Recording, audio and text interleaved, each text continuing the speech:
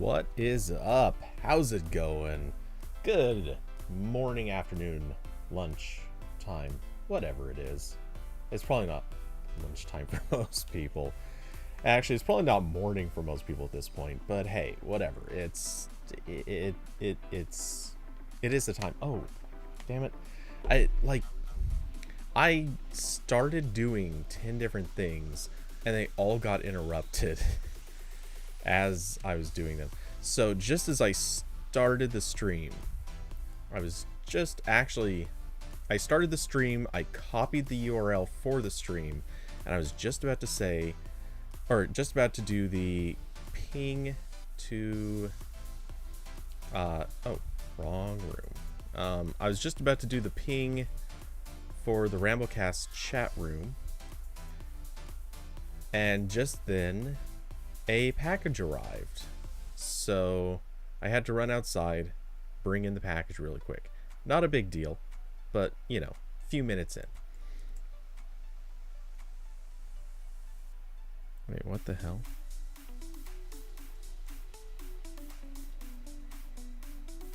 Oh, that was weird.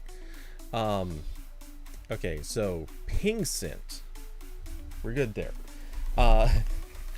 Then somebody from this game server messaged me asking for help, and it's like, yeah, I can't really help you at this moment, but here's what you should look for. Like search. Use the Googles. It will help you. Which, now that I've been put somewhat in charge of, not totally in charge, just I'm one of several people who's now kind of in charge of this thing. It's like, damn it, people are messaging me for things that I really wish they didn't have to message me for. It's time I don't need to be spending doing this, but thank you guys for trusting me or whatever. So yeah, that's the thing. Let's see, I don't remember, there was more. My brain is already on 10 different things, and I still haven't fully set up my window shares. So, oh, actually, I didn't even load the few topics I have prepared, which to that point might not be a super long show, or it might be. I don't know. I feel like every time I say, oh no, this is gonna be a quick one, 5 hours later, oh no, just, it was a quick one, I swear. So who knows? Anyway, Austin, Tech News 404. I disagree. I believe it is a Tech News 304. Wait, is it 304? HTTP. Oops. Is 304 redirect? 304 redirect. Is that right? 304 not modified. Yeah, that would be a not modified client redirection. So yes, I would argue 304 for this week. Actually, no, that's probably wrong too, because it's definitely going to be modified, and I'm not sure if it's quite a redirect, but it might be.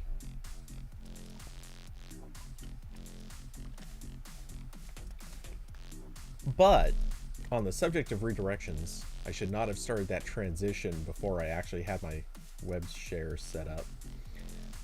Browser, let's get this actually pointed at the right thing.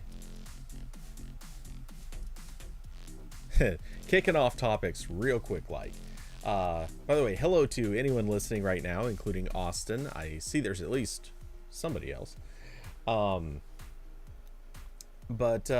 speaking of redirects, Facebook is trying to redirect Rage off of itself and onto TikTok.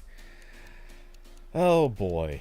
In case anyone hasn't already heard about this, Facebook has decided to hire one of the vicious, blood-sucking, piranha-like evil factions of the world, a firm called Targeted Victory, which is famous for running propaganda schemes to get Republicans elected and to move forward some of their, we'll call them positions, but hey, whatever. Professional transition right there. That's me. I am pro. Hear me transition. That actually sounds weird now that I've said it. Anyway. So, yeah. I don't know how much there really is to say on this, but the short version, the really short version, is that Facebook has decided to basically hire Targeted Victory to plant a bunch of bogus stories, start a rumor campaign, basically make TikTok look like the evil, horrible company that is stealing your information and working with foreign governments, and, well, specifically China, and just generally claiming that it is a dangerous, threatening company. You know, all the things Facebook is actually guilty of. You know, minus a couple of the things Facebook's not guilty, Facebook is guilty of, but they'd rather not bring it up because they can't actually create that narrative around TikTok. Oh boy. So, you know, this is one of those things where it's not illegal, technically. Actually, it might be. Now that I think about it, it actually might be. This could actually cross into tortious interference with intent. But hey, there is a distinct possibility that Facebook could actually be crossing into illegal territory here. That's kind of interesting now that I think about it. So anyway, yeah, the fact that they're going after TikTok really means a few things, not least of which is Facebook is afraid. And justifiably so. I mean, we're talking about the company that everyone now recognizes as the thing your parents use. And when you have like 40 and 50-year-old people going, yeah, that's what my parents use, that's some sketch stuff. That makes something super uncool real quick. Just think of the day when a bunch of people are saying, oh my god, TikTok's the thing my parents use. I don't know that they'll use that accent, but I'm hoping they do. That'll be awesome. That it needs to happen. I can't wait to see what replaces TikTok. But anyway, so Facebook recognizes TikTok is forming a new. It has formed the new shell around its generation. People who use TikTok mostly don't give a crap about Facebook. People who use Facebook would prefer not to give a crap about TikTok. Though you can see there are groups that have how to say this. There are groups that have certainly started to make that transition, or are trying to kind of play on both. But Facebook recognizes it's losing market share, it's losing relevance, and the audience it needs most, young people, really don't want to touch Facebook anymore. Now, of course, they still have Instagram, but Instagram is slowly becoming that thing that if you're young, you don't care about that either. It is dropping off. I know I've certainly seen some of my youngest friends have come out just saying, yeah, we're kind of done with Instagram. It just doesn't matter to us. And so TikTok has taken over in some capacity. Now, obviously, there's still room for lots of people. There are plenty of people who are hanging out on both platforms, but this is a danger to Facebook's ridiculous, over-the-top market share. And one of the things I thought was kind of funny, The Verge brought up, and it just happened to be on screen. The Verge brought up the rumor from when Zuckerberg was wanted to take over Instagram. Apparently, he said he would go, quote, destroy mode if Instagram wouldn't sell. And the moment I read that, all I could think about was the movie Grandma's Boy, which very coincidentally I just rewatched. By the way, I don't recommend rewatching it if you are easily triggered by politically incorrect stuff, because wow, that movie hit a lot of real high points as the dialogue goes. Nevertheless, the character who is kind of the villain of that movie does that weird, obnoxious robot voice, and I'm just picturing Zuckerberg sitting in his office going, "We will go destroy mode." You know, yeah.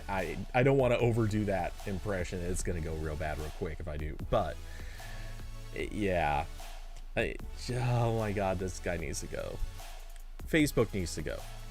It's time. Break it up. Force.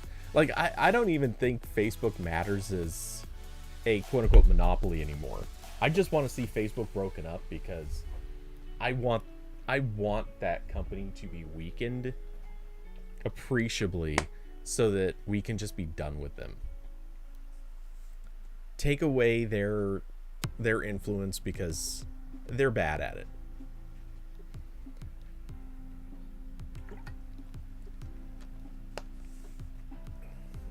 So anyway,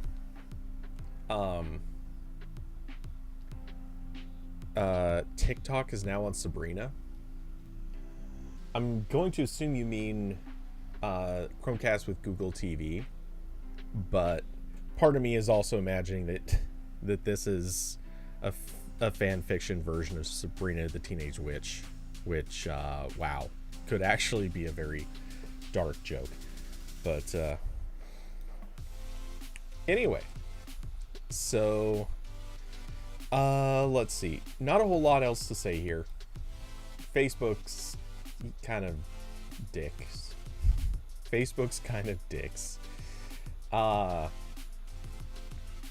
Okay, let's see. What else did I pick out here?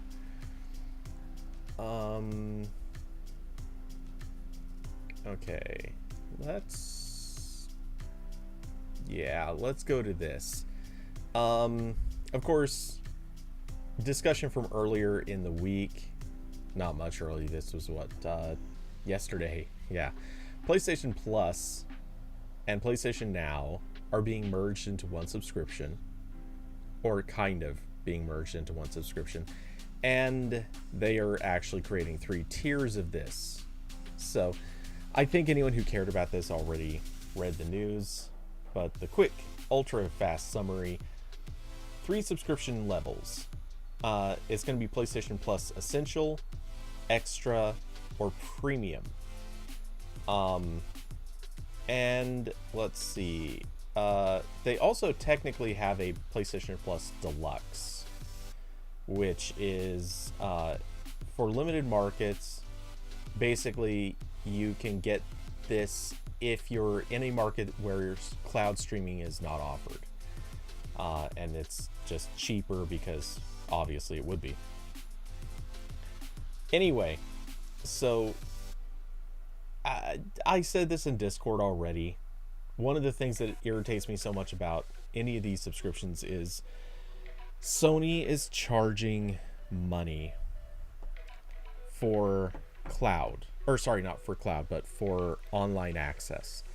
So basically, if you play any game that requires or is really only beneficial if it can be played online, or for that matter, really, if you're just playing a game that is going to offer an online mode, some sort of multiplayer mode, if you're doing that, you have to pay a monthly fee just to get access. Even if the servers are run by somebody else, even if Sony is not actually providing any value add in this situation, They're just basically charging you to use a feature that you already should just get with your game.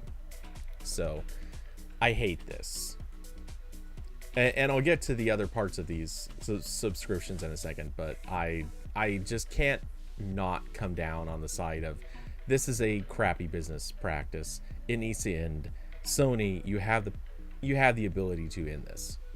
Just start letting companies run their businesses correctly. It's a thing. You have this ability.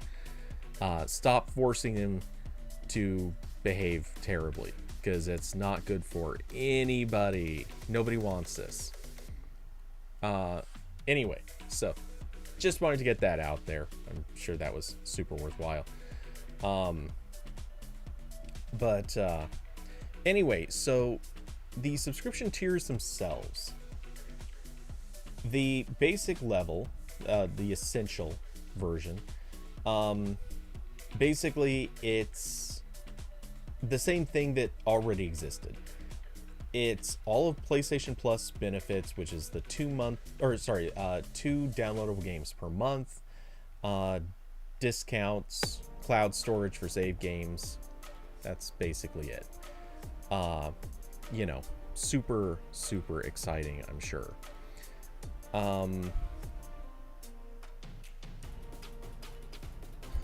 Okay. Then there is the Plus Extra. This is basically all of that stuff, but they're adding a catalog of 400 approximately games that are PS4 and PS5 games. They say it's going to include some blockbuster hits from their own game studios. I'm still raising the question, is this going to be like new first run stuff? Is it going to really include a ton of unique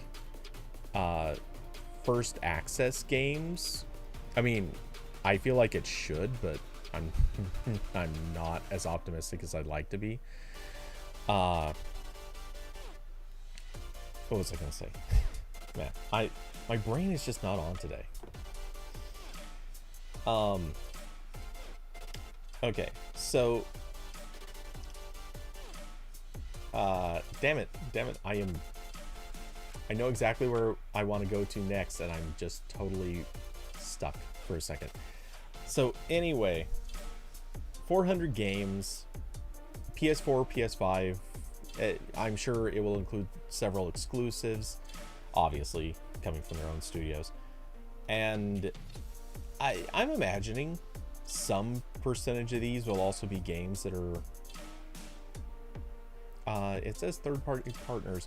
I imagine some of this will be things that you could find on other platforms. I'm curious about the total of 400 games. Honestly, it's a large number, but when you start thinking about all of the tiny little indie games that have come out, I wonder how much of it is going to be that stuff where they can kind of shovel it out there for cheap, and it's a way for them to kind of keep more of those developers happy. Anyway, and then we switch to the final tier, which is the Plus Premium. It adds 340 more games. This one confuses me. And if you read the Verge article on this, they seem to have kind of a similar take on this. So basically you can pay, I believe it's, yeah. The essential plan is $10 a month. The extra is $15, so you're adding $5 to get the 400 games. Or you can add another $3 for the premium to get a total of 740 games. Again, this is all kind of approximate. So I'm kind of curious, what about the 340 games makes them worth the additional $3? Are these games that uniquely cost Sony more money to share? Or is this sort of the we want people to feel like they can get this huge subscription for the extra $5, but we really think you need to go for the $8 extra, or well, the premium package for a total of $18. We feel like you should really go to there, but we're going to put in the middle plan as sort of the step ladder. We don't want you to feel like you're spending that much more by putting in a plan that gives you the opportunity to spend a little less, but we know everyone's actually going to want this other one, so we're just going to put it in. Which kind of, I guess this is sort of like what Humble Bundle does, where they put out a bundle you can self-price. They put out then another version of it that's at, you know, whatever base level, and then they put out like the actual thing everybody wants, and that's the thing that you'd have to pay like 10 or 15 bucks to get it, which is always still a pretty good discount. But yeah, suddenly it's no longer a charity donation to whatever amount. Now it's a legitimate, like, no, you actually have to pay for this. We're definitely charging you to get access. And I'm not saying there's anything wrong with that. I'm just saying that this has that little bit of a smell on it. Let's see. They also note that of the 340 games, they will include PS3 games that are available through cloud streaming.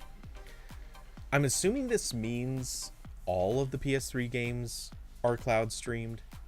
Presumably I'm guessing, won't be able to play those locally. It doesn't say, I believe, but that feels likely in this scenario. Let's see. Then I guess the next bullet point offers cloud streaming access for original PlayStation, PlayStation 2, PSP, and PS4 games offered in the extra and premium tiers in markets. I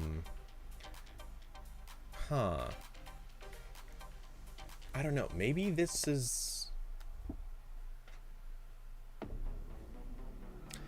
That would make sense. I guess they probably didn't port all of this stuff. Well, I'm sure they didn't port it. I would think they could emulate it. Not totally sure on this. Anyway, so this they're also going to be adding a catalog of original PS1, PS2, and PSP games. Which, all right, cool. There were some classics in there that deserve to be available. I'm curious if this will include some of the real top-level classics. Like, is this going to include Final Fantasy games? Will it include some of the stuff that people actually are chasing after? Or is it going to be a lot of exclusives that they just still have the rights to and they can shovel them on there? I don't know. It's kind of hard to tell with a broad strokes number like just 340 additional games. If they're not going to name what's on there, kind of doesn't tell you a lot. Anyway, and they also note, and I think this is perpetually funny, time-limited game trials will also be offered in this tier so that customers can try select games before they buy. Guys, seriously. This is something that should just generally be free. Trials are an ad. They're a really good kind of ad. They're the kind of ad you should just offer people because it helps sell games. It helps sell your content when you can say, yeah, try it. We think you'll like it. And then people do. And if they like it, they're like, ooh, hey, I kind of want to buy this now. It's like, I can say right now, there was zero chance I was going to buy Far Cry 6 without trying it first. I haven't bought it yet, and I'm probably not going to right now, but I would at least like to. It is a fun game. It is entertaining. I'm not sure it's the greatest, but hey, you know, fun times. And that wouldn't have happened without a free trial of the game. To be fair, there are several other games that I've free trialed, and yeah, I wouldn't bother touching them because they're not that good. But there you go. Like, this is how you get sales on, at least with people like me. I don't like going in blind on things very often. So yeah, I'm just saying, like, they gotta be smart about this and start offering some of this stuff for free, because which I say start offering, but realistically, if you look through at least the old PlayStation stores, they did offer a lot of stuff for free, a lot of trials for free, but they clearly are still locking stuff behind a paywall. And being able to try something for free, literally just trial something, should not be locked behind paywalls. Hey Carson, how's it go, man?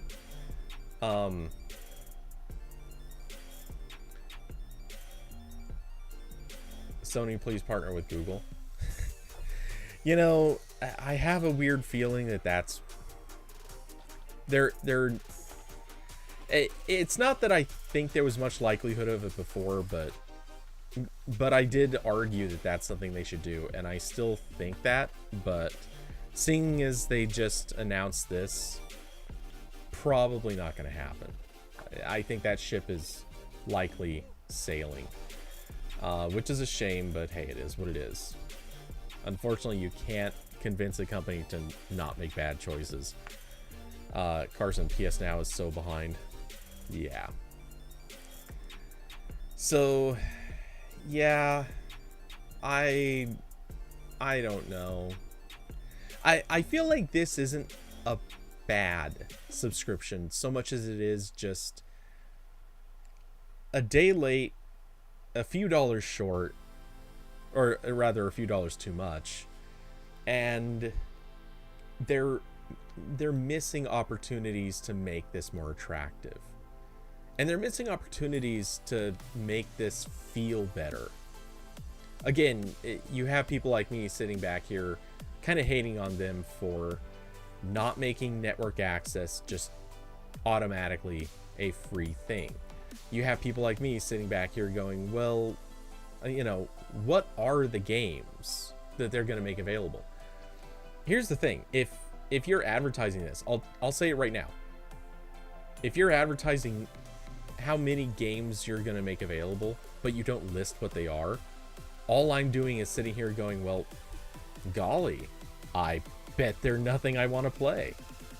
I bet it's a bunch of stuff they could get for cheap from indie developers.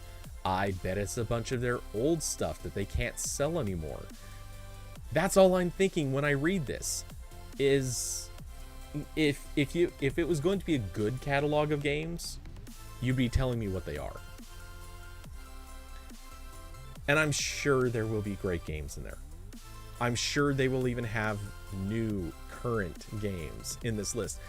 But it's not it like, I know this from common sense, but I can't see it. I can't just sit here and say, yeah, they're going to do the right thing here and put on stuff people really, really want. I don't know that. All I know is they want to charge people $8 more than their current subscription under a promise of, hey, more games. All that being said, I will give them the credit that I would have also given Microsoft. The one thing that they're doing right here is they're putting a whole crap load of games out there that, if honestly you just need a huge list of games, that's like, just straight up, if you're a person who just needs a huge list of available games, you're you know, maybe you have a ton of free time on your hands, maybe gaming is just a big part of your life, and you fly through games, maybe you're a parent and you just want your kid to have a massive selection,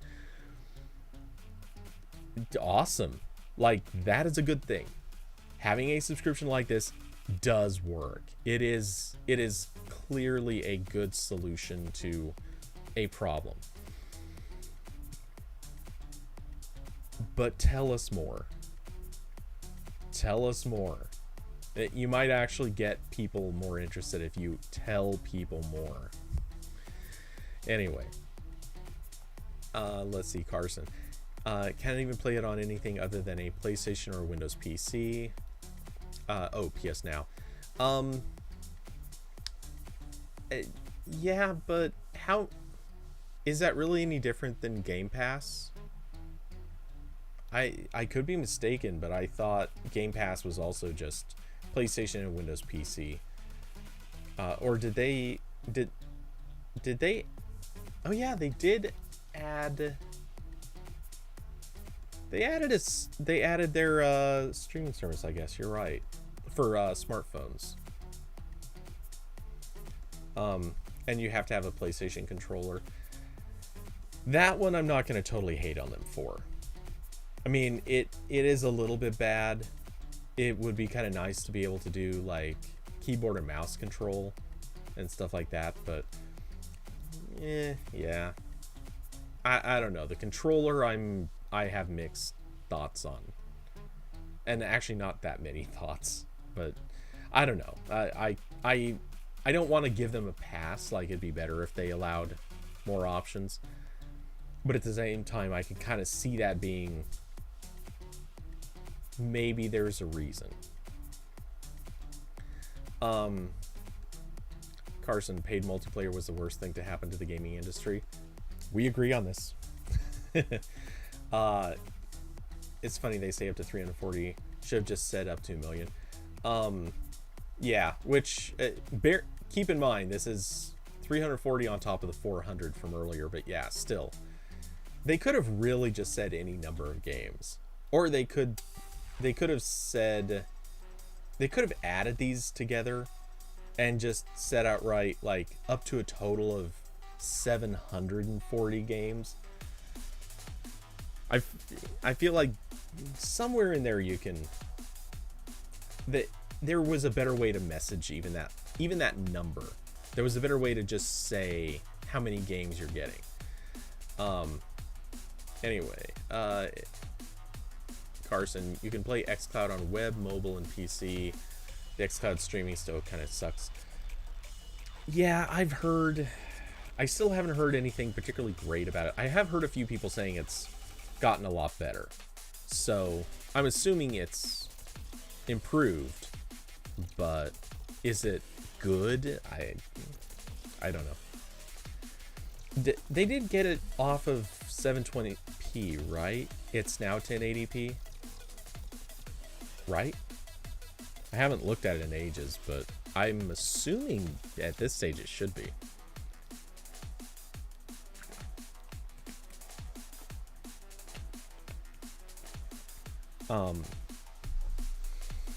So yeah, I don't know.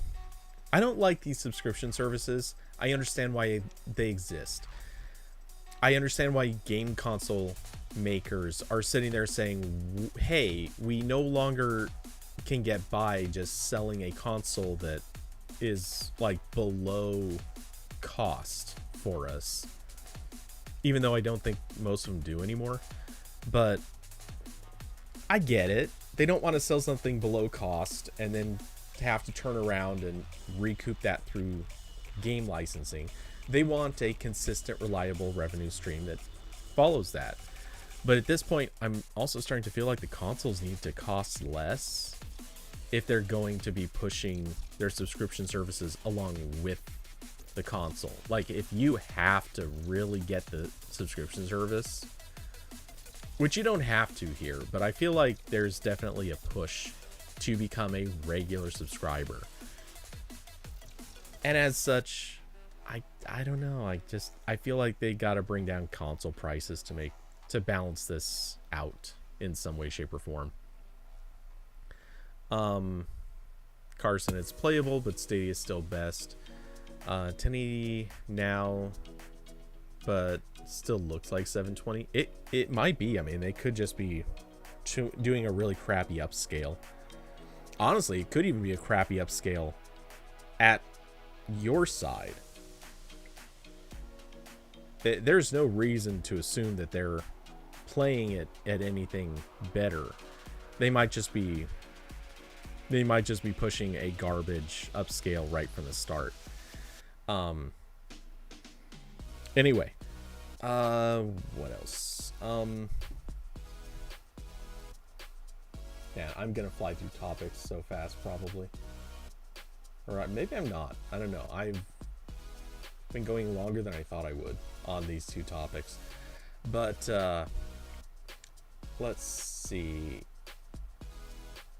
Was there anything else to say on this? I don't think so. But nevertheless, I still have to at least acknowledge they are doing the right thing.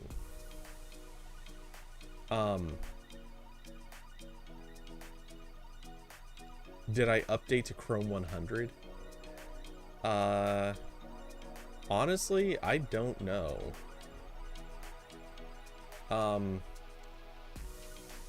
Let's see. I assume,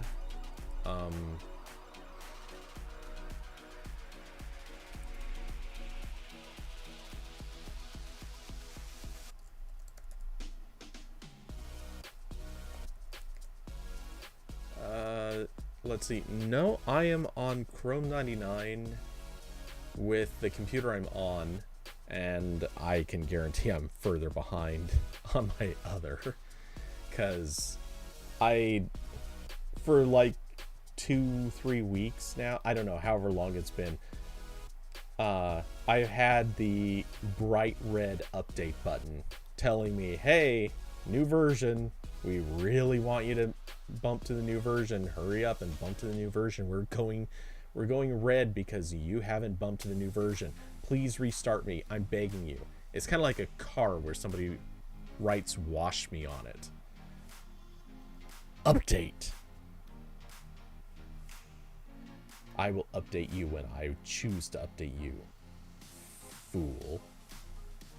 Browser does not control me, I control browser.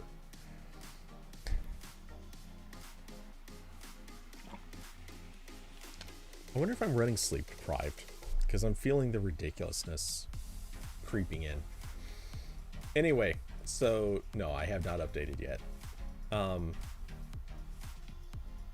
It's funny when someone shares a screen and has that red icon. Yeah. No, and I honestly, I have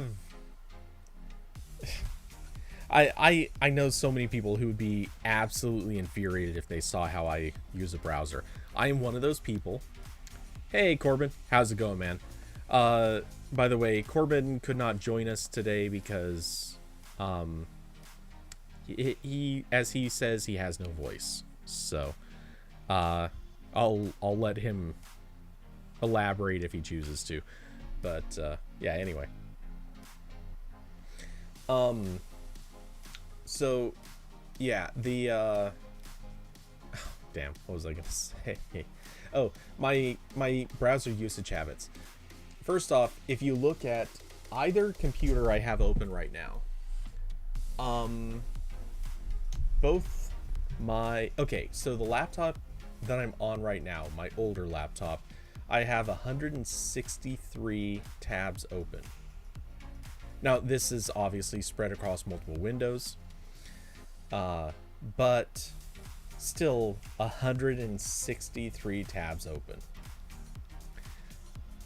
I have told people this before and seen just the wildest reactions as people freak out. On my newer laptop, I have 124 tabs open.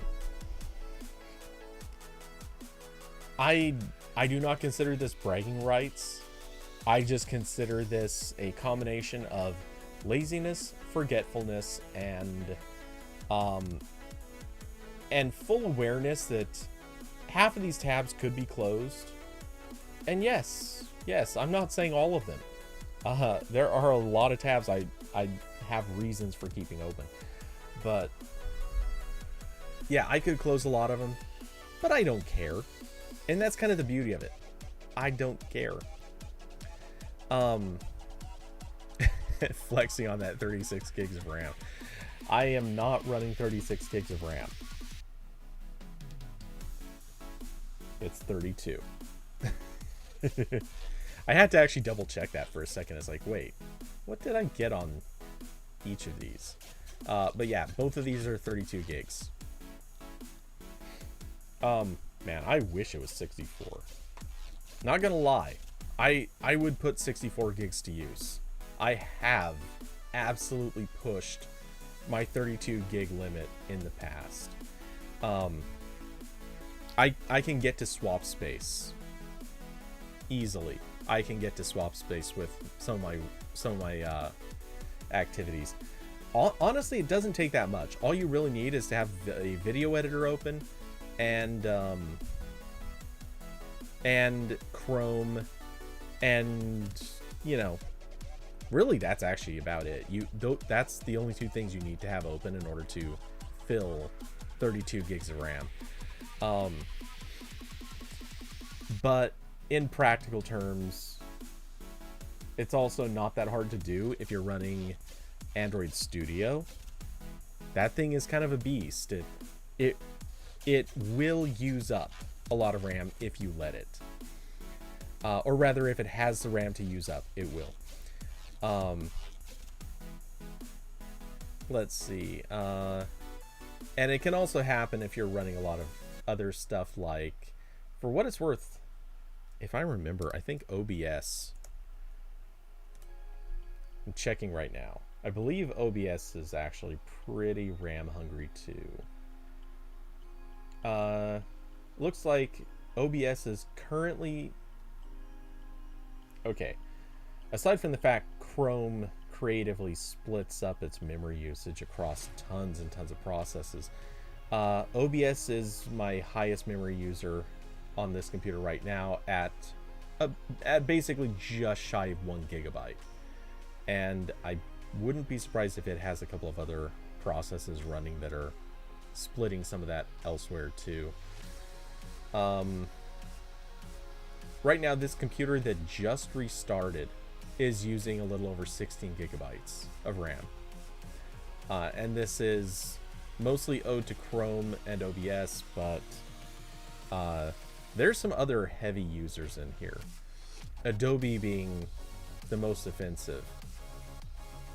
But as you start adding up even the smaller ones that aren't technically using that much, you've got Discord, you have Logitech's G Hub, my password manager, Google Drive. Like, all of these add up really fast, and they might just be hitting like 60, 80 megs of RAM. Honestly, that adds up really, really quick when you put it all together. But yeah. Actually, how much, just out of curiosity, because I haven't rebooted this computer in a long time, how much is my main using? My main is up to 20, round up, 25 gigs of RAM used. And that is without any video editors or IDEs open. Well, I guess technically that app is arguably an IDE, but it doesn't count. It is one of the lightest weight apps I have open. But yeah. RAM usage, it's a thing.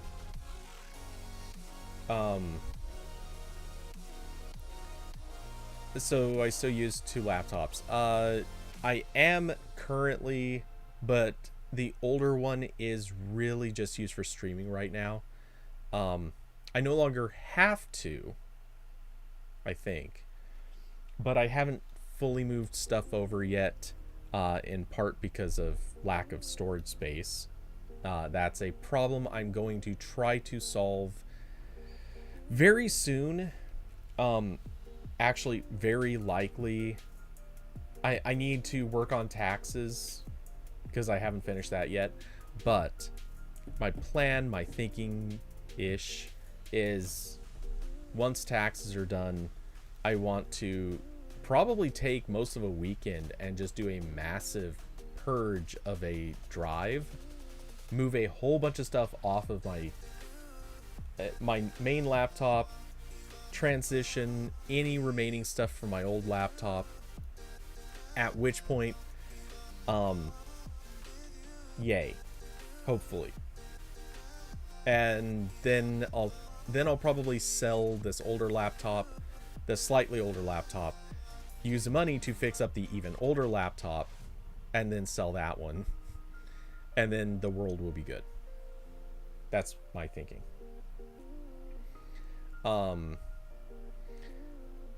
What do you use for transferring files to a new laptop? Wi-Fi? I'm not sure what that question's actually asking. I obviously could just hook them together with USB, but no, I pretty much just Wi-Fi. If you're asking like what method, a lot of times I'm actually just using Apple kind of just supports a thing where you can just connect directly to the other laptop. I'm sure it's not an actual direct connect, but like cloud backup. Honestly, in a weird way, that actually doesn't explain the question anymore. So I don't use like Dropbox or Google Drive or anything like that to move files between the two. Do you use a Mac? Because this is one of those things where weirdly it actually is so much easier explained if you're or pointed out if you're a Mac user. But between Mac users on a network, so there are two common ways for transferring files. And I say common, though I'm sure one of them is more or less common. And I guess there are technically 3 ways in my house that I could use, but I'd never use one of them. Okay, so anyway, one of those ways, the one that Apple would probably tell everyone to use, is AirDrop. AirDrop sucks. Don't use AirDrop. AirDrop is garbage. I know why it exists. It actually is not a bad thing that it exists, but AirDrop is slow as can be. It is stupidly awful in terms of performance. Don't use AirDrop if you don't have to. But it does exist. Let's see. So that's one option. Another option I have is using my NAS drive. So I have a Synology NAS drive. I'm somewhat regretting that I didn't get a much larger model because mine only has space for 2 drive bays, and as awesome as it has been, yeah, I really should have gotten a larger model. Anyway, so a lot of times I will actually just move files onto there and then pull files back off of there from another computer, and that was the solution I used constantly for Windows. It, like, between my Mac laptop and Windows laptop, I would frequently just dump stuff to the NAS drive because it is so much easier than any other solution that exists, which sucks. But it was faster, it was easier, and it worked. The third option, and the one I prefer, at least when I'm just going from Mac to Mac, is there is a built-in feature within Macs where you can basically just turn on in settings. You can go to the sharing. Is it called sharing? Yeah. In the control or system preferences. I was about to call it control panel. In system preferences, there's a thing called sharing. You can go in there and just turn on file sharing. Now, what's funny about this is there is under file sharing a public, like shared folders. You can just pick a folder, set it to be like publicly shared, and that's easy. That's convenient. But here's the funny thing. You can also mount that computer as a network drive. Just log into it using the exact same credentials you would use if you sit down at that computer. And by the way, you do have to technically turn this on within the file sharing thing, but you can just log in using an account on that computer, and then you have full access to all of the files from that account.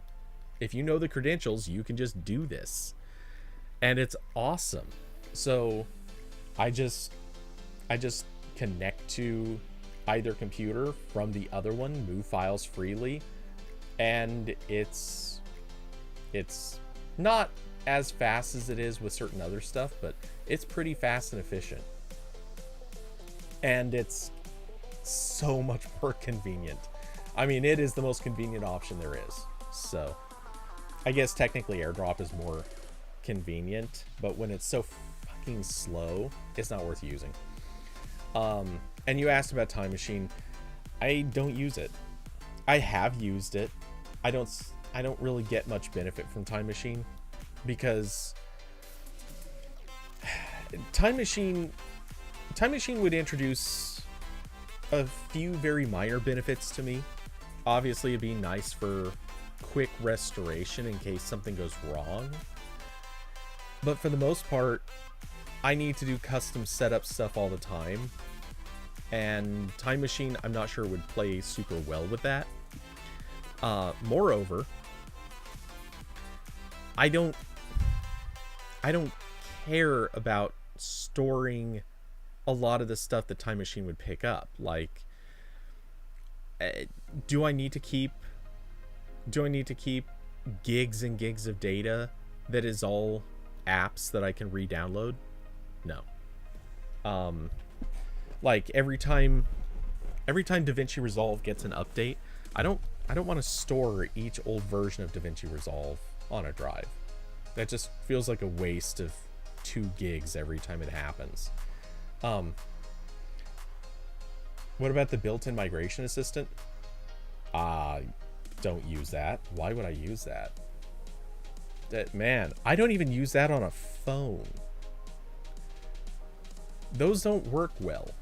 And on a computer, it is just not a thing. Not even close. Keep in mind, I am installing stuff like the .NET framework. I'm installing programming runtimes or runtime libraries that Migration Assistant will not handle. It won't touch that stuff. A lot of times, for like in the example of actually moving from an Intel-based Mac to an Apple Silicon-based Mac, I had to download different versions of apps, and I don't think Migration Assistant is going to solve that problem for me either. Like, there's so much stuff, it wouldn't have been worth it. Plus, Migration Assistant, oh my god, let's be honest, they don't work well on phones. They don't work well in most scenarios. I don't want to use something that's going to introduce instability on my main computer. That is just not worth it to me. I'd rather set stuff up fresh and clean and know that it's set up correctly and working. I'm not trusting this to a piece of software that honestly, I don't think Apple's migration stuff even works that well. I mean, I told the story previously. I set up my my aunt's iPhone SE 2, and because I tried using their, did they call it Migration Assistant? I don't remember, but I tried using it from her iPhone SE 1 to the SE 2. This should be, in theory, the easiest thing, especially because she is not even, wow, she barely uses the phone for anything other than calls and text messages. She has a few cheap games. That's it. Well, I say cheap, they're crappy free games. That's all she does. Oh, and I guess, wait, does she even use a web browser? Truthfully, I know this will sound ridiculous, but I kind of think she doesn't. But she barely uses that phone, and the migration assistant failed. It caused all kinds of weird stuff. I ended up having to factory reset the iPhone SE 2 because the migration assistant buggered out so badly. I don't trust Apple to get this right on a Mac if they can't even get it right on an iPhone. So, just saying, I'm not gonna take those risks. It's not happening. Let's see. Base item, that sounds like a lot of work. You just signed into your Microsoft account and everything was just there. Desktop was synced. Okay, see, this is, I think this is one of those things. It's sort of like people who live in the country talking to people who live, who have only ever lived in the city, and vice versa. It's not like this is a one-way street, but if you don't know what daily life involves, you just won't understand certain things. And if you're talking to developers, not all developers, obviously, I'm sure web developers, well, actually, even they're gonna do this too, just to different levels. But if you're talking to somebody who has to use a bunch of tools that require extra steps in their installation and making choices with the installations that involve installing things using like custom settings and like actually adding something to, let's say, your like your startup scripts. Like if you have to make changes to your damn it, what is the fucking file called? Yeah, if you have to make custom additions to your ZSH environment file, it's .zshenv. If you have to physically make changes to that file, I'll tell you right now, using a migration assistant, you know better than to try this, because it's not a good idea. But I do that. I have to do that. In my particular case, it's mostly just adding a bunch of path variables, so that's not the biggest thing. But just looking at my ZSH environment file, I have I've got it set up pointing to my Java home directory. I have path variables set up for the Android developer tools, various teardown tools that I ported. Oh, let's see. I don't think I put those on the new computer, or did I? Oh, I have them in there, but I commented out the past stuff because for reasons. I also have the ZSHRC file with a couple of additional things. I also have something in there for the Python environment. Like, all of this stuff has to be there. You guys don't have to do this, unless you've gotten into needing to do this. It doesn't sound like it should be a thing, but it is. That is kind of the world developers live in.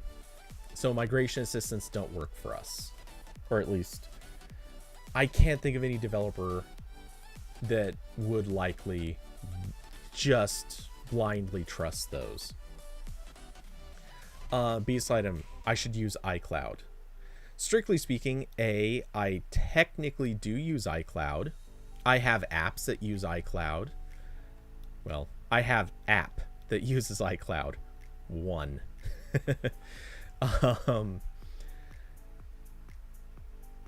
Carson, yeah, you're a developer. I'm not sure how much stuff you've had to set up like this, but I should try Docker. Ugh. Corbin, are you still listening? Please give your opinion on Docker. Please. I almost want to turn that into a topic next time Corbin is on. We need to talk about Docker. Oh my god. The hate, the rants that will come about Docker. Which sucks because it is a good idea. It's a good thing, but man, does it have some problems.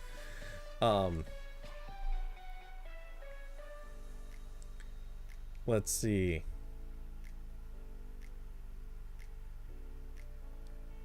Beast item. I kind of don't get what you're saying. You're saying I should use iCloud. As far as I'm concerned, iCloud is 3 things. It's your Apple keychain stuff. It's your kind of your I don't want to say shared files, but it's your files that sort of travel with your account, which technically I use, but I won't get into it. There's a reason why I can't really use it for that. But I'm okay also not using it for that, because I actually use Google Drive for stuff that I want to travel with an account. And it makes no sense at all to use iCloud for that stuff, because I don't want to leave that in Apple's hands. Not just because I don't trust Apple with and that's, I don't trust Apple to be competent with file storage, because there have been pretty well documented examples of Apple not being very, very trustworthy with storing files. This isn't a privacy complaint or security issue. This is a reliability issue. And iCloud is also like contact list and other crap like that. As far as I'm concerned, like, first, actually, I don't use the contact list anyway, but as far as I'm concerned, iCloud is it's just another file storage, cloud storage thing. And I mean, technically I use it, but I don't use it for much. I just don't care. Let's see. And then anyway, the next thing that you said is reinstalling, fixing a few things is better than figuring out how to move everything. So I don't move necessarily a lot of stuff from one laptop to another. I'm sure that's not the word, or I'm sure I'm using the word in a different way than you intend it. You're intending it as something else, but what I do when I'm setting up a new computer is I basically, it's funny because this honestly actually it's okay. So when I'm setting up a new computer or a new Mac, what I'll do is I literally just open what's it called, Launchpad, that really annoying iPad-like interface that I hate. But I open Launchpad, I basically just look at the screen and go, okay, which things do I want to actually reinstall in the new computer, and which things am I going to ignore and effectively get rid of? And I basically just open up the App Store, type in which apps, or type in the names of the apps, search them real quick, or if it's like a developer account that has a few apps, I'll open the account and just rapidly click install. The thing is, it's going to take just as long to download from the App Store as it would to migrate those apps over. And truthfully, I think the migration assistant would probably just do the same thing.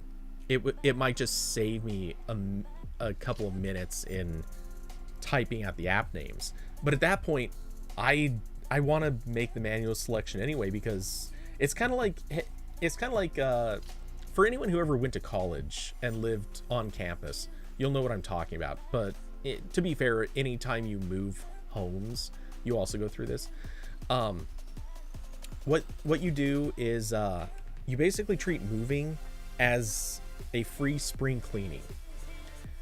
You pick out the things that you're going to move, you move them.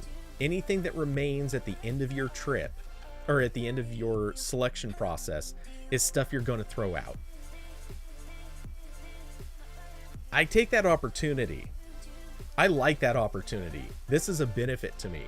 So if I'm going through a list of apps that are installed on the old computer and I'm saying, you know what? I don't need that thing anymore. And the slight added effort that goes into, do I care enough to bring this over that I'm going to search for it and install it? Like if I don't care enough about the thing to go through the trouble of installing it from the App Store, like at that point, I don't want it on the computer. It's easy. So the only time I'm really losing here is in the setup of individual apps, most of which don't require setup. I mean, realistically, like if I'm installing Solver, if anyone doesn't know the app Solver, which I know the name sounds, it's not like it's a hard thing, but it's spelled a little weird. Anyway, I just typed it into chat.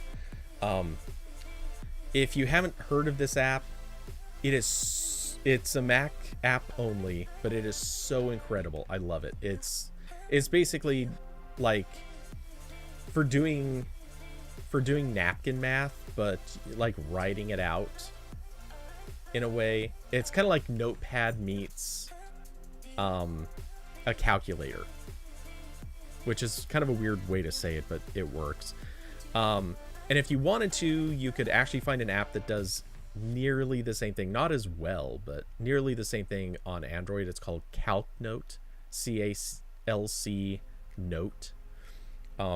And like, I love apps like this so much. It's a no-brainer to buy these, in my opinion. I have to do I'm constantly doing math, so I use these all the time. But beside them, you should probably start doing it like that. You've been dragging stuff from device to device, and it's just piling up.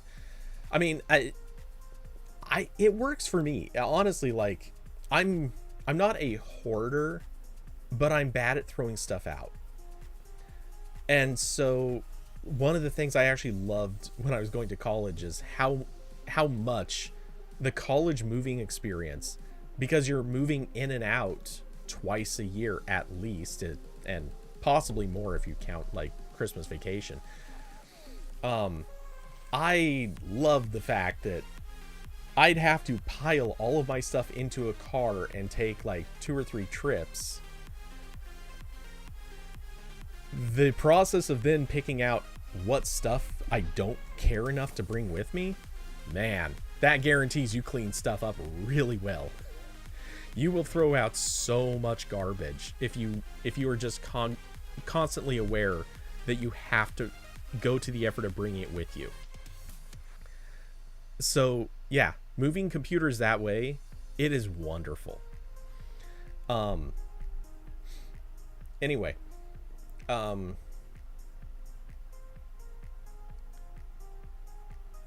beside him, especially on Android, Samsung moves so much that sometimes it feels like you haven't changed devices. It takes away some of that upgrade feel. Wow.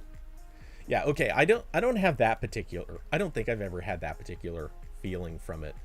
But I have transitioned, or I've tried using like the migration tool on Android before, and I've seen apps just act funky because of it.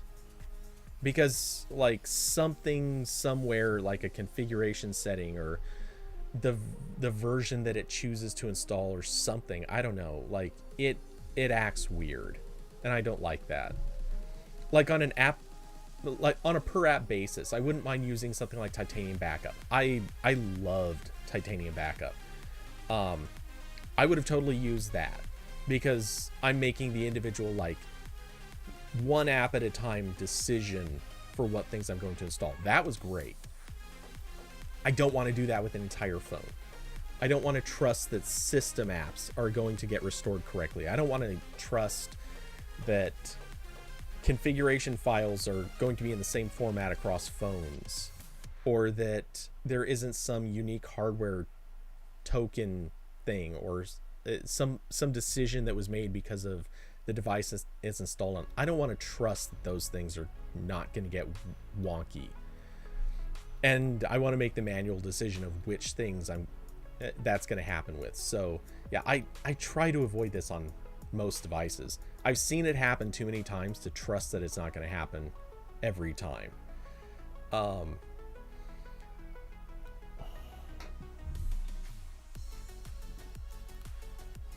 I swear I just heard my cat. Okay. If she yells again, headphones kind of ajar. If she yells again, I might have to let her out. Let's see. But yeah, honestly, I do fresh setups on all my phones. I can't remember how long ago this was, so I admit that it is now an old thing. But I do remember one time testing something for a teardown post, and I had to reformat or wipe a phone, and so I wiped it, and then I tried using the like restore. Like I did another wipe, and this time used a restore so that I could reload most of my apps. And I forget what app it was, or what thing it was, but it really, that phone behaved terribly for like the next 2 weeks. Finally, I just reformatted it again and set it up fresh, and everything just worked perfect. So, I mean, I have seen things break because of migration assistance. I don't trust them.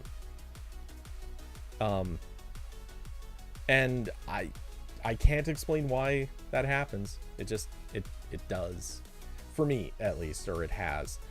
And if that, like, I think a phone is easy.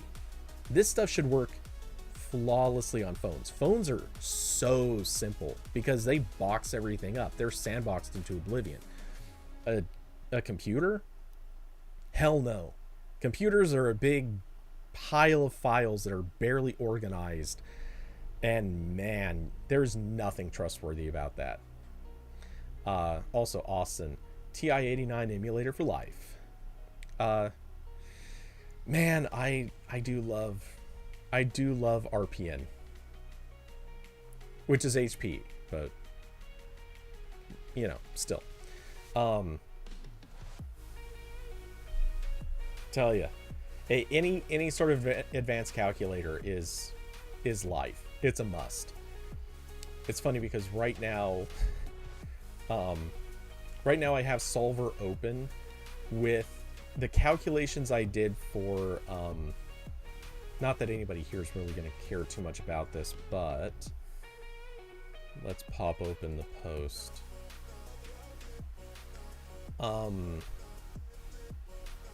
So a couple of days ago, I did this post. It's there's a rumor popping up that Sony shipped a new camera sensor. A bunch of sites are reporting that this is the largest, or will be the largest, smartphone camera sensor ever, which is completely effing wrong. That, yeah, there are three cameras, or 3 smartphones that have actually shipped 1-inch sensors. This is smaller than a 1-inch sensor. It pisses me off that all these sites just parroted the same stupid line without researching it at all. But hey, that's what happens. Which, by the way, no offense to the person who put this into our tracker, but even he said it the same thing, assuming that it was true. It's not, but anyway. One of the Carson, yes, you said it, and you'll notice just as your comment came in, I was scrolling down to the line where I said, just remember that a 1-inch sensor isn't actually 1 inch. This is, by the way, incredibly true. 1-inch sensors was, okay, no, it's not on the Wikipedia post, but there is, there's this whole thing where, it doesn't show it either, but, well, I guess that does actually kind of confirm it, though.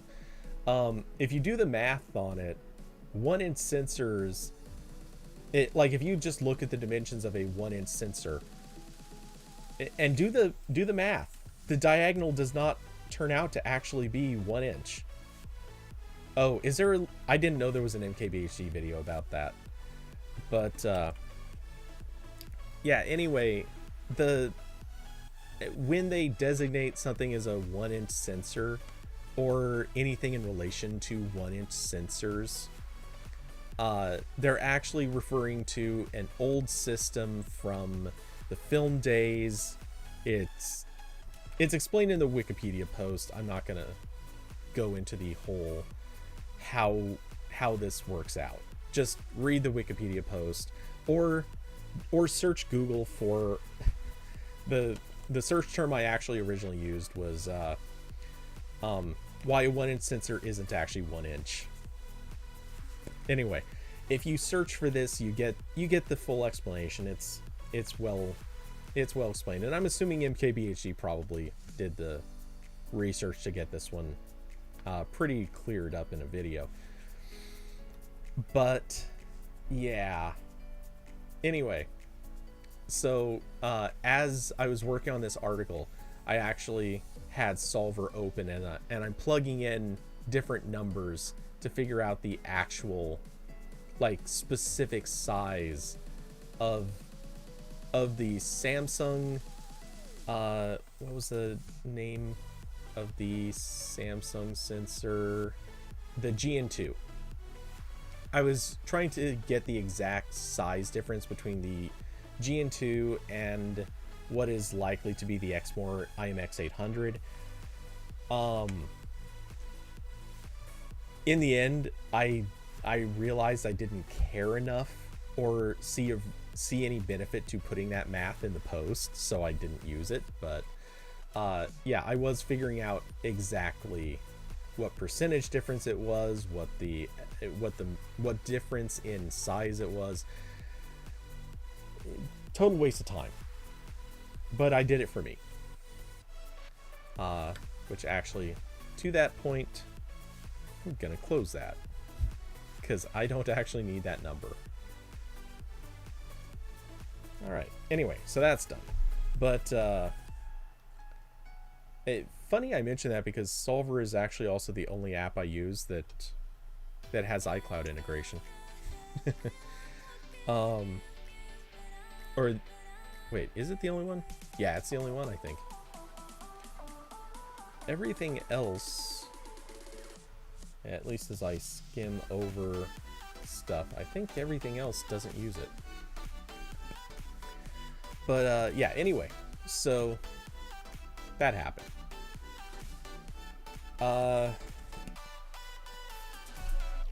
Oh, and by the way, a big part of going all the way back to the start of this conversation about migrating files, a big part of what I would quote unquote migrate is also just the organization of a lot of actual files, not apps or installed stuff, just files, like things that I've downloaded or like things that I've arranged in a certain way,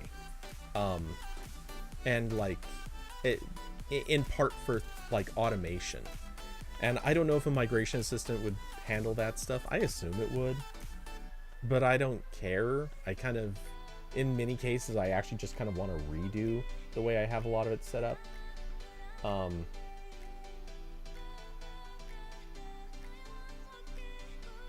Wait, why did I just... Oh, I don't care about that. When you see somebody has messaged you and you're like, oh yeah, that doesn't matter to me.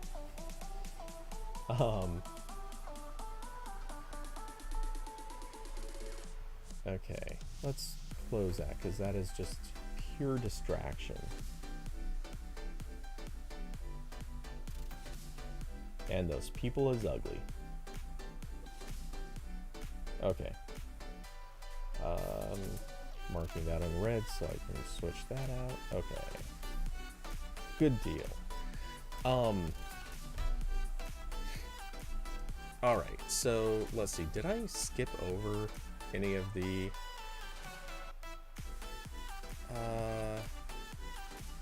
I'm sorry, I'm quickly reading comments to make sure I didn't skip over something.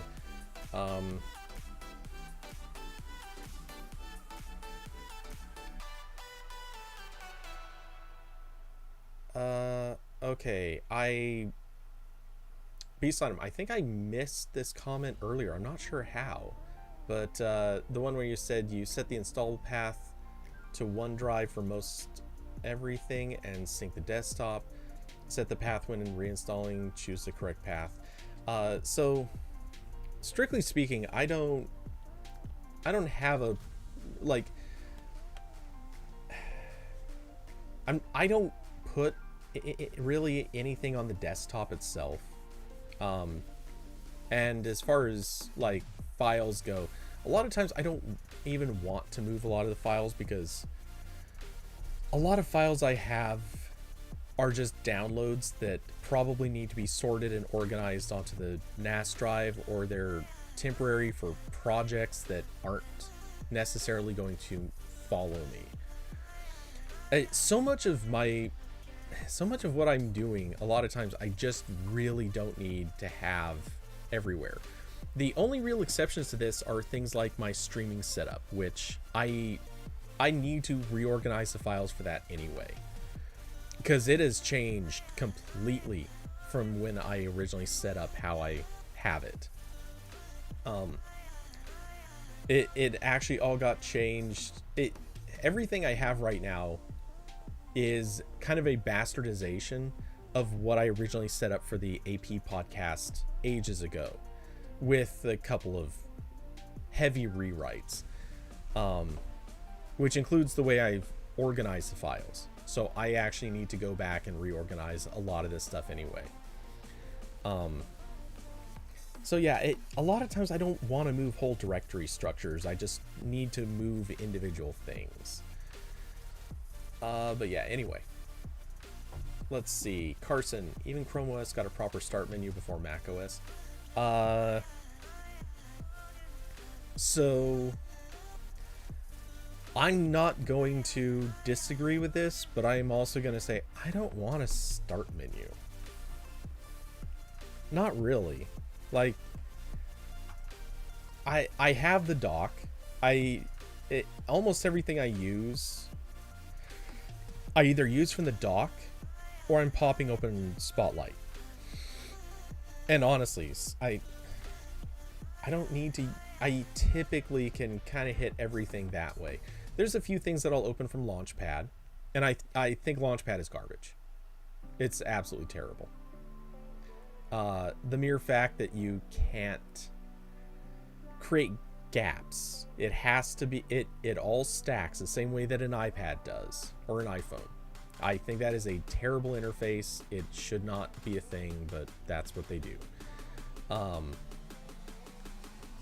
That being said, I really don't care about a start menu. It took some time, but once you get used to not having a start menu, you really get used to not having a start menu. You quickly realize how much that's not that important. And actually finding things in a start menu sucks. But yeah, anyway, so there's that. Let's see. Okay, I'm otherwise caught up on chat. Let's see, so I can close. Actually, wait. Was there anything else to be said about this post? I don't think there was. The only, like, the story here, I honestly would not have written or taken this to write if I'd realized how flimsy the rumor was at the time. But some person revealed that Sony sent a test camera, or basically an early production camera sensor, to quote manufacturers to begin testing with. That couldn't have been more vague. It did not say anything at all about it, the sensor going to Xiaomi. It did not say what sensor it was. It just had the size of the sensor. That's really, the resolution and the size. That's basically it. That's not a lot to go on, but speculation basically proceeded to say, yep, probably going to be the IMX 800, which actually that part is true. The odds are very, very good that that is what it'll be. And whether or not it's going to go into a Xiaomi phone, people were just purely guessing on that, but who knows? The odds do seem good. That being said, I think it's hilarious that this is significant. I guess it's significant. Basically, Sony is just almost at a level of pettiness. They are just one-upping Samsung by the tiniest amount. Samsung's largest smartphone sensor is 1/1.12 inches, and Sony's is basically the same, but take away that 2 at the end, so it's divided by 1.1 instead of 1.12. Yeah, it's a very tiny difference. Less than 2% difference in size. This will not have a big effect on light gathering capability. It will not have a big effect on the sharpness or quality of the image. It will have a little effect. It will be technically measurable in its difference, but it's going to be pretty minor. So I don't think anybody cares. But hey, you know, it's a thing. It happened. Let's see. So, all right, I can close the PlayStation stuff. I don't think there's a lot to say there, or anything else to say there.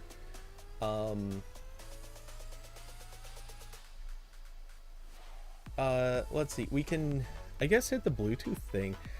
Except this was actually, in terms of rumors, this one's about as flimsy. So, the very, very TLDR of this is 9 to 5 did a teardown. They found a few strings, and they've determined that this is about adding Bluetooth tracker support.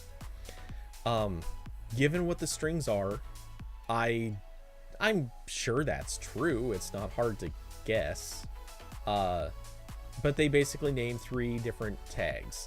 A tag, which they're assuming is AirTags, Tile, and Finder. This isn't exactly hard to guess, so the likelihood is good that basically Android is going to get some form of tracking tag support. Now, what does this actually mean? They don't know. It could just mean that Android phones will now have a built-in detection thing. In all likelihood, I don't think that this is broad system level support for all of these networks. It could be. Maybe they are working with Tile, possibly Apple, and possibly, I guess, Finder. I'm assuming Finder is another company. I never actually looked into that. But it's possible that they are adding support for their networks so that they'll have a broad ability to track where tags go. That could be a thing. In my honest opinion, I don't think that's what this is. I have a feeling what Google is doing is adding their own proximity detector to basically say, oh, you're currently being followed around by this tag. We think you should know that this is happening. You should probably do something about it. I would almost bet money that's what this is. It is for user security and safety, not for enhancing these networks. That's my theory. I could be wrong. If they're working with the companies, I think that'd be great. But I feel like I don't want to be that optimistic about it. It is possible they're kind of doing both. They're working with the companies to kind of extend their networks, but at the same time they're also trying to like they're going to pitch it to different people in different ways. Like, if you want to use tracking tags and you want the benefit out of it, maybe they're going to extend those networks, but their big selling point is going to be, it doesn't matter what phone you have, or sorry, it doesn't matter what tracking tag you're using. As long as you have an Android phone, it'll warn you if you're being followed. I think that's the big message that's going to come out. Anyway, yeah, like I said, I don't think I have a lot to say on this because we don't know anything about it. It's 9to5 couldn't get anything other than, oh yeah, there's something related to tracking tags. So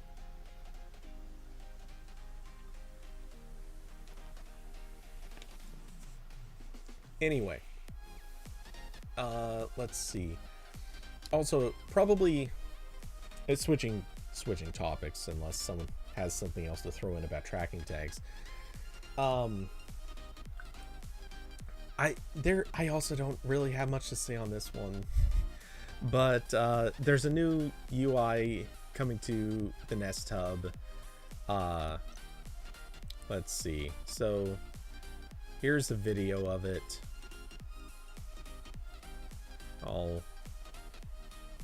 We'll get like that.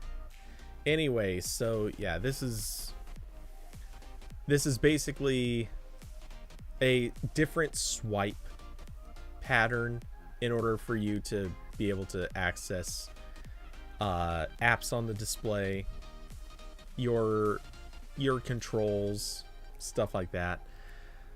I'm not excited by this, but it is good that they're kind of readdressing, I guess, inadequacies in the original design. So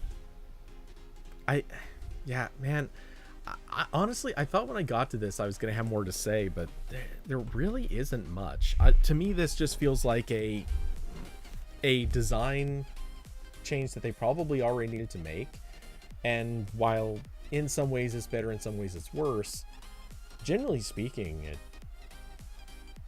I think people will just adapt to this super fast, and it's a net positive, but it's a relatively minor net positive. And if you've never used a smart display before, yeah, it already is a lot like this. Not a lot of change in this design. Also, and God, this site is so janky, but whatever.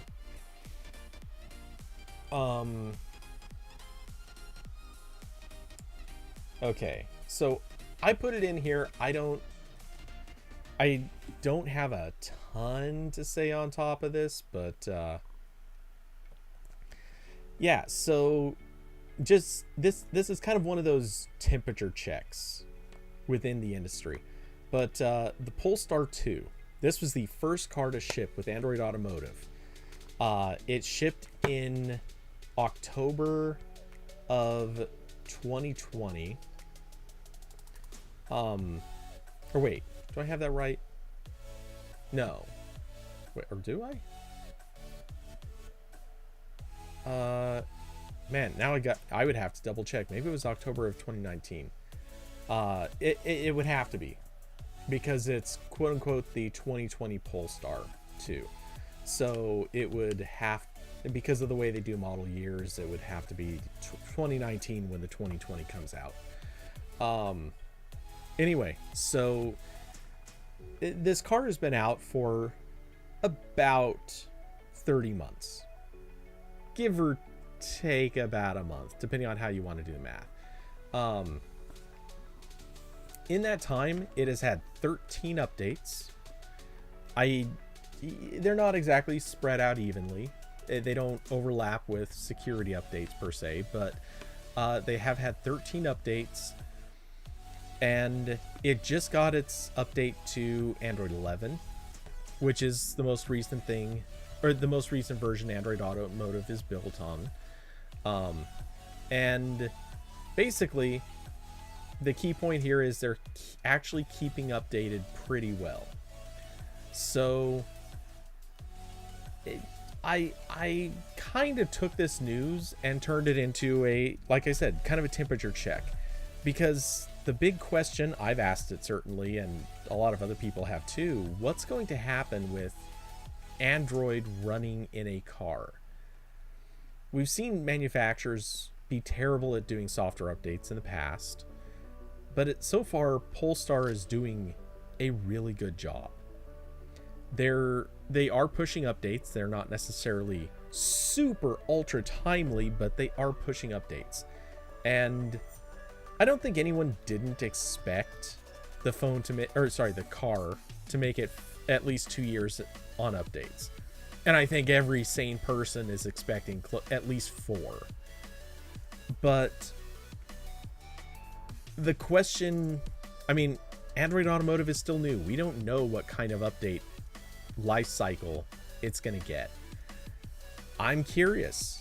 I think that's going to be important. And the Polestar 2 being at 2 years, like, this is, to me, that kind of turning point.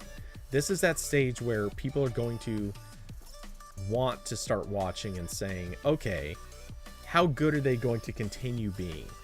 Are they going to be shipping regular updates? Are they going to ship them just as needed? Is it going to be circumstantial? Are they going to be shipping major updates? How are they supporting this? Have they set up long-term contracts, and are they going to be maybe supporting as long as, let's say, 6 years? Could it get to 8 years? Is it just going to update kind of perpetually until all of a sudden one day, like, finally something in Android Automotive changes and they just can't support old units anymore? What's going to happen here? I think this is a really important question. And there was no reason to be watching anything before, but now we're getting to that stage where there's a point where we can start watching, because where things go from here is going to be pretty important for the platform. Let's see. Austin said, went to look at pre-production Cadillac Lyric and they wouldn't let me test Android Automotive. However, I feel like GM will not be good at updates. Yikes. Why wouldn't they let you test it? That feels weird.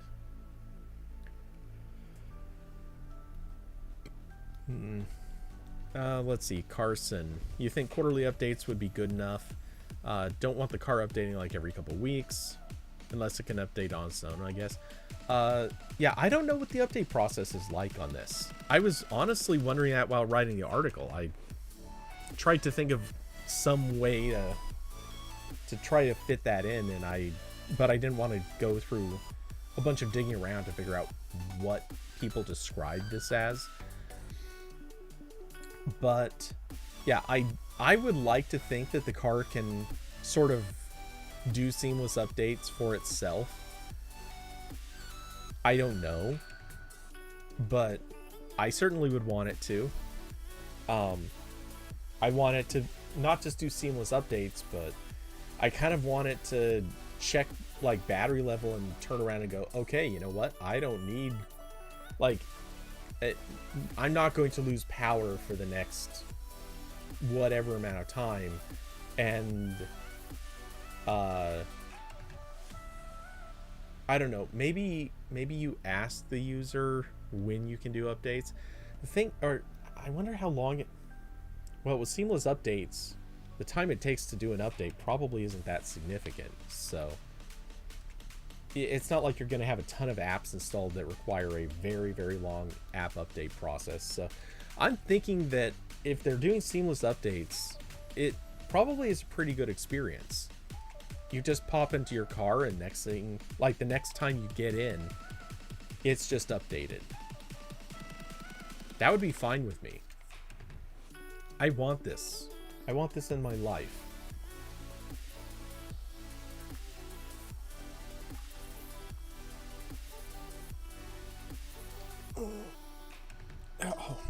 Oh, that stretch felt good. Let's see. Forced updates calculated to start night before navigation instructions for your next exit. Nice. But yeah, I figure if it's seamless updates and they just make the switch, but when your car is otherwise off, that would be fine. I can't think of any reason that wouldn't be a pretty ideal experience. And you don't have to worry even about power failure as long as the seamless update is basically just overriding on a previous update, and it can always reliably have a boot platform. So yeah, seems like that'd be okay.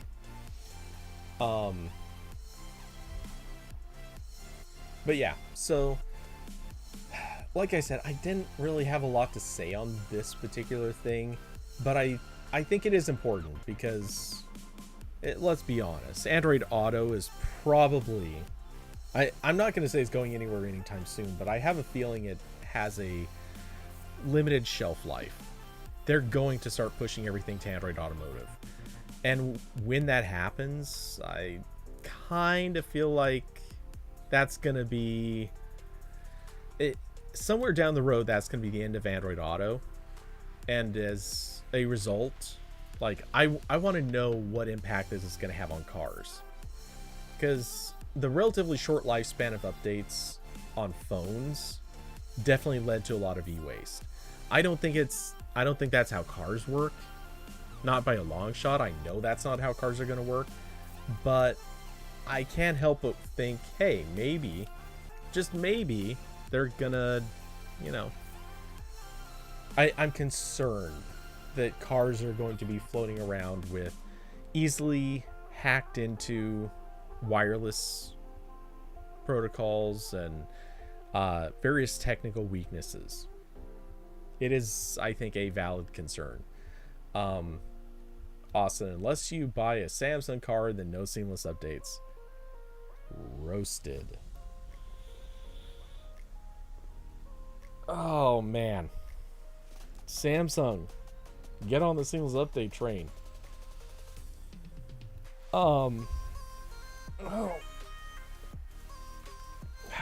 Lack of sleep is kicking me, I'm sure of it, because I'm having that feeling like the brain is slightly wandering, the body wants to stretch. It is definitely getting to be that time. So I'm going to call probably 15-minute-ish warning, but I also happen, kind of conveniently or inconveniently, I also happen to be basically out of topic. So if anybody has anything to bring up, do so. But Austin did post this one, and I haven't looked at this yet. So let's take a look. Android tablets, Chromebook tablets, how Google thinks both can thrive. Oh, wait, and there was also, really quick, I did forget to look earlier. Or not forget to look, but I just didn't, I didn't go through. Oh, right. So Austin earlier posted about Chrome 100. Sorry, I just have nothing to say on it. I feel like everything that happened in Chrome 100 was already, like, known, and if we didn't discuss it before, there probably wasn't a whole lot more to say. You also brought up audio suggestions for Android Auto. Really quick, the only real reaction I have to this is, wow, that took a lot longer than I thought it would. Like, seriously, it took so much longer than I thought it would. I wrote about that months ago. A lot of months ago. I don't understand why they are only just now rolling it out to more people, but it's still not even to everyone yet. Because it was a pretty simple feature. But yeah, anyway, so I didn't have really much else to add on top of that one. But okay, so the Android tablets. With Google renewing its focus on Android tablets, what's in the card for the future of Chrome OS? Here for the first time are some inside answers. Really? Okay. He says inside answers. What is the source of this?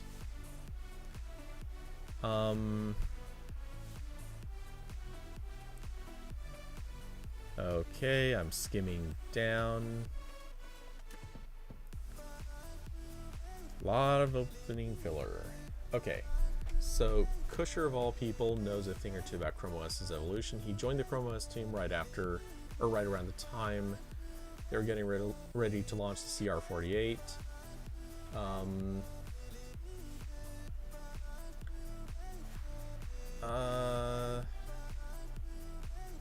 People want to have simplicity. Okay. Man. JR can fill an article.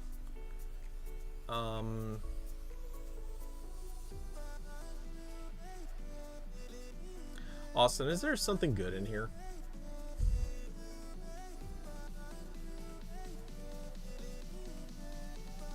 I'm skimming through this and I'm not I'm not sure I'm seeing it.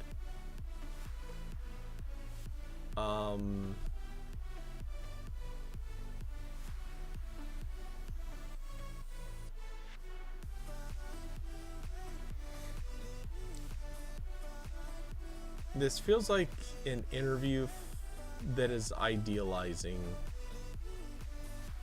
each one, but not. It's real just a quote about the difference between mobile productivity and productive mobility.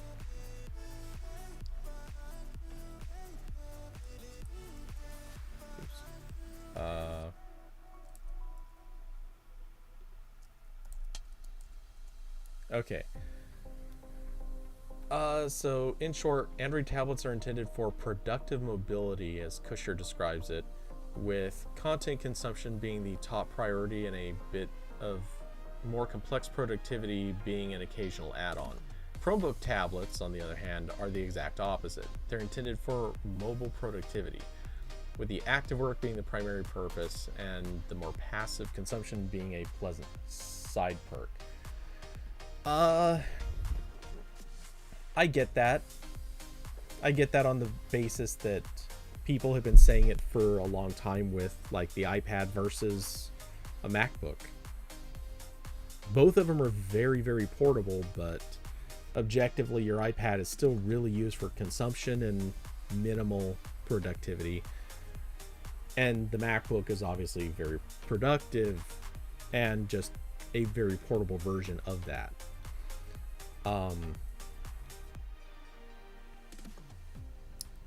They couldn't give a real reason as to why they both exist. And in short, Android tablets are intended for productive mobility, as Kusher describes it. Okay, yeah. I still hold to my original, or kind of what I said. I don't know. It was only a few days ago, or a variation on what I said a few days ago.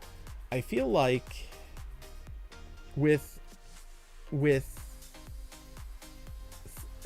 so they have 3 different platforms now that could in some way, shape, or form become the tablet OSs.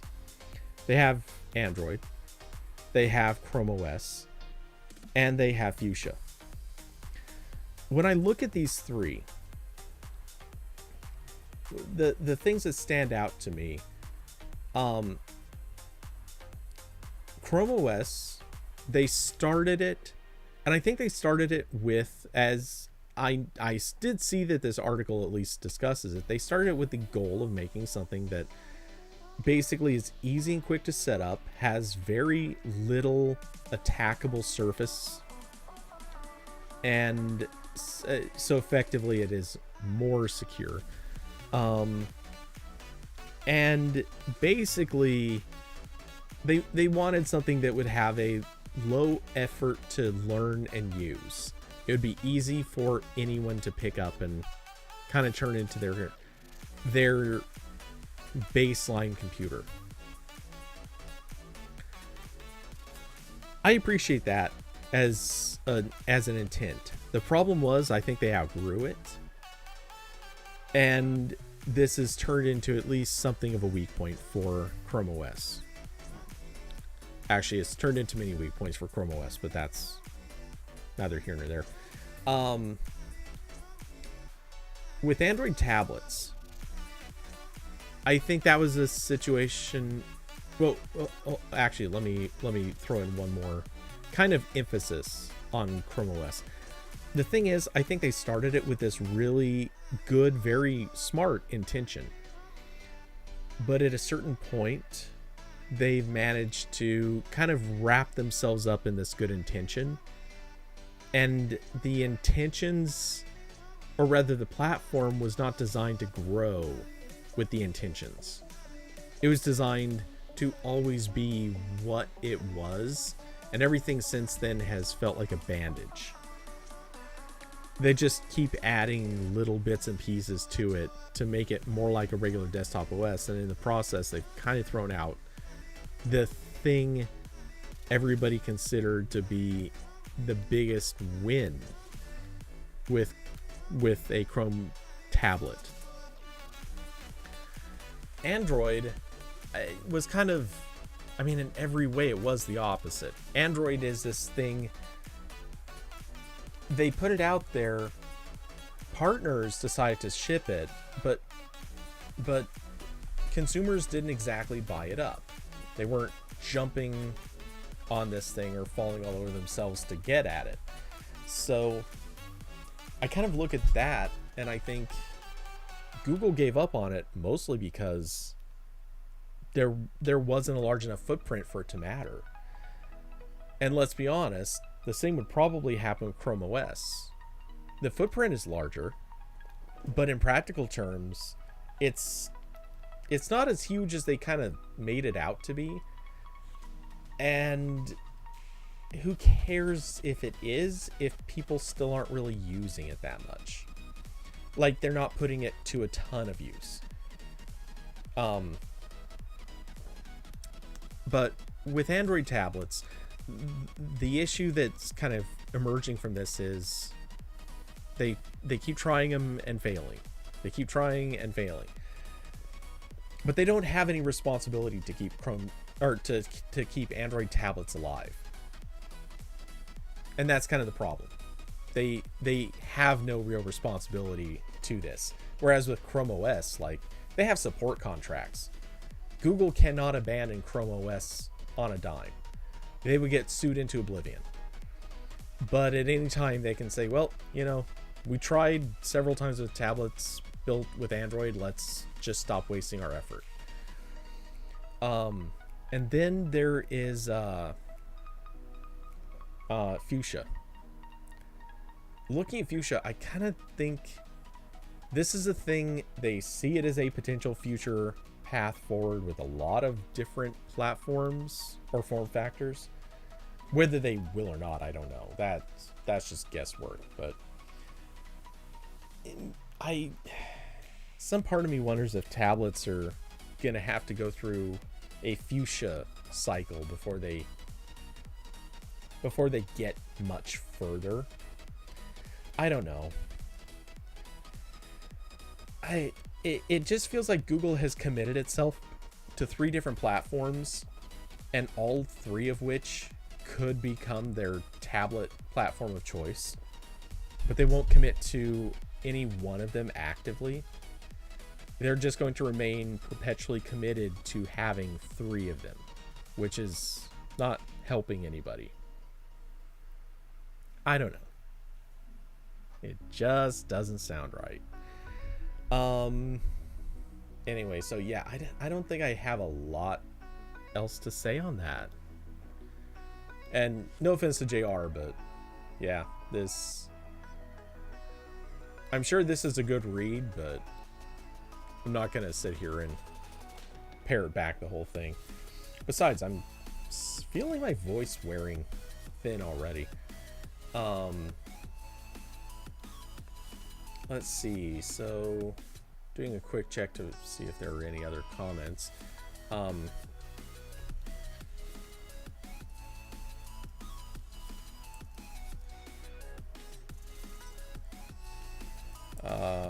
Sorry,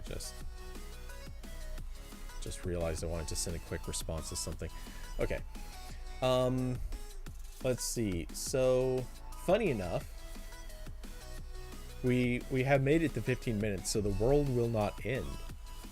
I have successfully saved the world yet again. Yeah, so I haven't seen any new topics pop up. I kind of wanted to give at least another minute or 2 on those. But let's see. So for this weekend should be a return to playing Control. Trying to think if there's anything else. I'd like to find something else to squeeze in one night just for the hell of it, but I also kind of want to try to get through Control, which at this stage I think I'm about 2/3 of the way through, give or take. So I think if I actually buckle down and play, which is a weird thing to say, but I think if I buckle down and play, I can probably finish, probably not this weekend, but next would be my guess, give or take. Oh, and for anyone who is watching, I did finally get through that one fight. The one that I said I wasn't powerful enough for. Turns out, what I was doing wrong was not going crazy enough. I was letting the fight last too long. Really, the trick is just to walk in there and just absolutely go ham, and then back off for a second, let everything refill, and then just go ham again on the boss. Like, that was really the whole solution. Go back and watch stream, you'll see what I'm talking about. I do it in, seriously, like, I just walk in and it's a cakewalk, because I just don't even, I didn't give him much time to do anything. Anyway,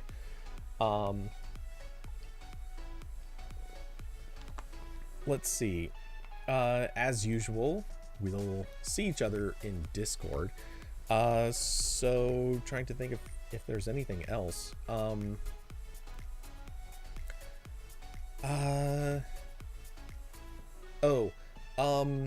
Also, there's so many movies that have come out in the last couple of weeks, and they're almost all garbage. I'm just gonna say that. Almost all of them are garbage. I've tried watching a bunch of them lately. Holy crap. They're not good.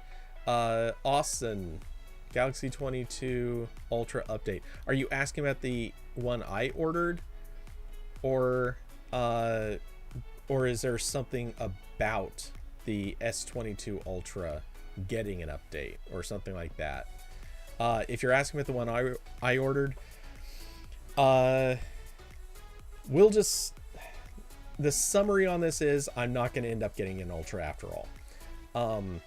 Because I don't, the only way I would be able to get it is if I pay the difference up front and I don't have the 300 or 350 or whatever it is lying around to get that. I think they also are probably going to, I don't know if they are going to honor all the parts of the order, including stuff like the watch that I also ordered with it. which was going to be a part of the like freebie basically. Like, yeah, I don't have the money lying around to make that one happen. So yeah, I do however have sitting in a box in the other room the regular S22 that I also ordered. That one I'm going to pull that out of the box maybe tonight, probably tomorrow, get it set up. So at least I am getting an S22 of sorts. All I'm missing out on is one camera. So it's not the best outcome, but it works. I can live with it. And it does put me into Samsung's update and replace cycle in a manner of speaking. So at the very least, I will have a phone to trade in someday in the future for a discounted S24, S25 territory, which is what I've been looking for. So yay, that's hopefully going to become a thing. That being said, I'm bummed because I wanted the freaking Ultra. Screw you, AT&T, you ravenous. I'm trying to think of an insult I can fling at AT&T that is not going to get YouTube angry at me, yet will also be appropriately funny. So I'm just gonna say, screw you, AT&T, you wart on Greg Abbott's ass. And that, I think, is an appropriate insult because AT&T, of course, headquartered in Texas, where Greg Abbott is governor. And I would not know he was governor if he weren't such a terrible piece of trash. Anyway, there is that. Isn't it weird how we know so much more about politics in other states these days? And it's only because so many politicians have become so terrible. Oh boy. The world we live in. Let's see. So Carson, you brought up Spider-Man. I did watch that. That was that was one of the few movies from the last few weeks that I've actually liked. It's not quite as good. I don't think it lived up to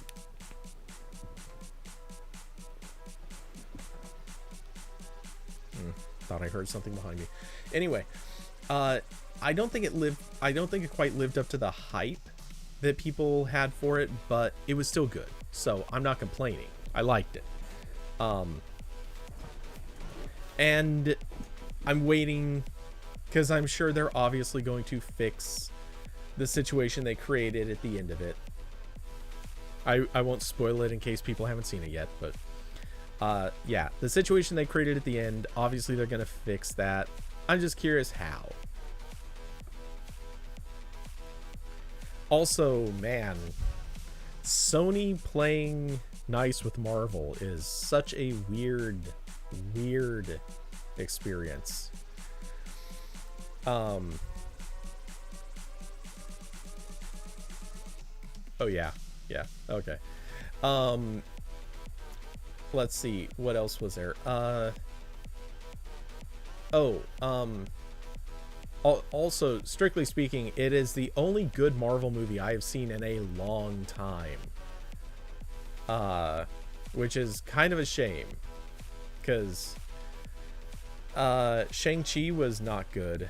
Black Widow was not good. Eternals was not good on such an epic level. It has now taken my top spot at the lowest rung of the ladder. Yeah. So at least we got one good Marvel movie, and now I guess we're just kind of waiting on Doctor Strange and hoping that turns out to not be a disaster. Hoping. But anyway, I did also watch last night. I watched the movie Dog. Pretty good, actually. It's not great, but it's good. If you like movies where guy befriends a dog that otherwise is really annoying and troublemaking. It's one of those, and it's good, and it has a couple of good like emotional tearjerker moments, which are pretty well done. Spider-Man films have been the only good Marvel films post Endgame. Wait a second, hold on. I might agree with that, I might not. I need to see. Marvel movies in order. Okay.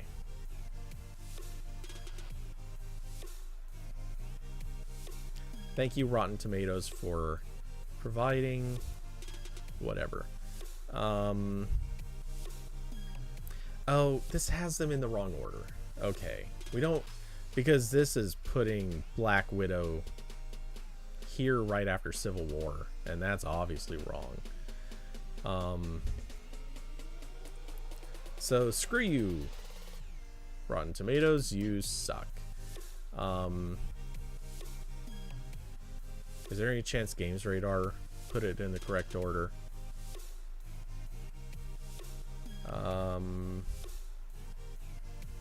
They did. Okay. Well, at least ordered enough. Let's see. So we have Avengers Endgame right there. What came after that?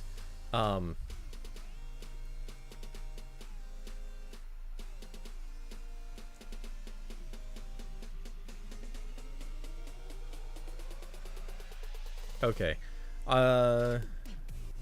I might open those in a second, but I think this probably covers it well enough.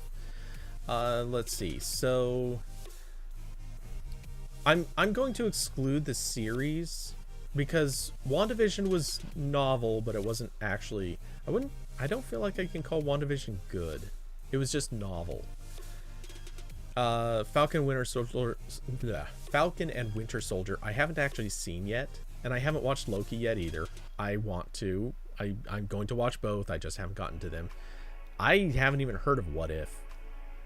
Did not know that was a thing. And I haven't tried Hawkeye yet. So I am kind of out of sync with almost everything that makes up Phase 4.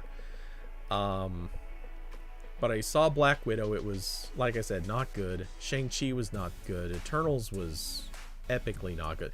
So, wow, actually, I didn't realize how much had come since Endgame. Or, sorry, how little had come since Endgame. Because, like I said, if you're counting out the series, that really eliminates a whole bunch of stuff very quickly.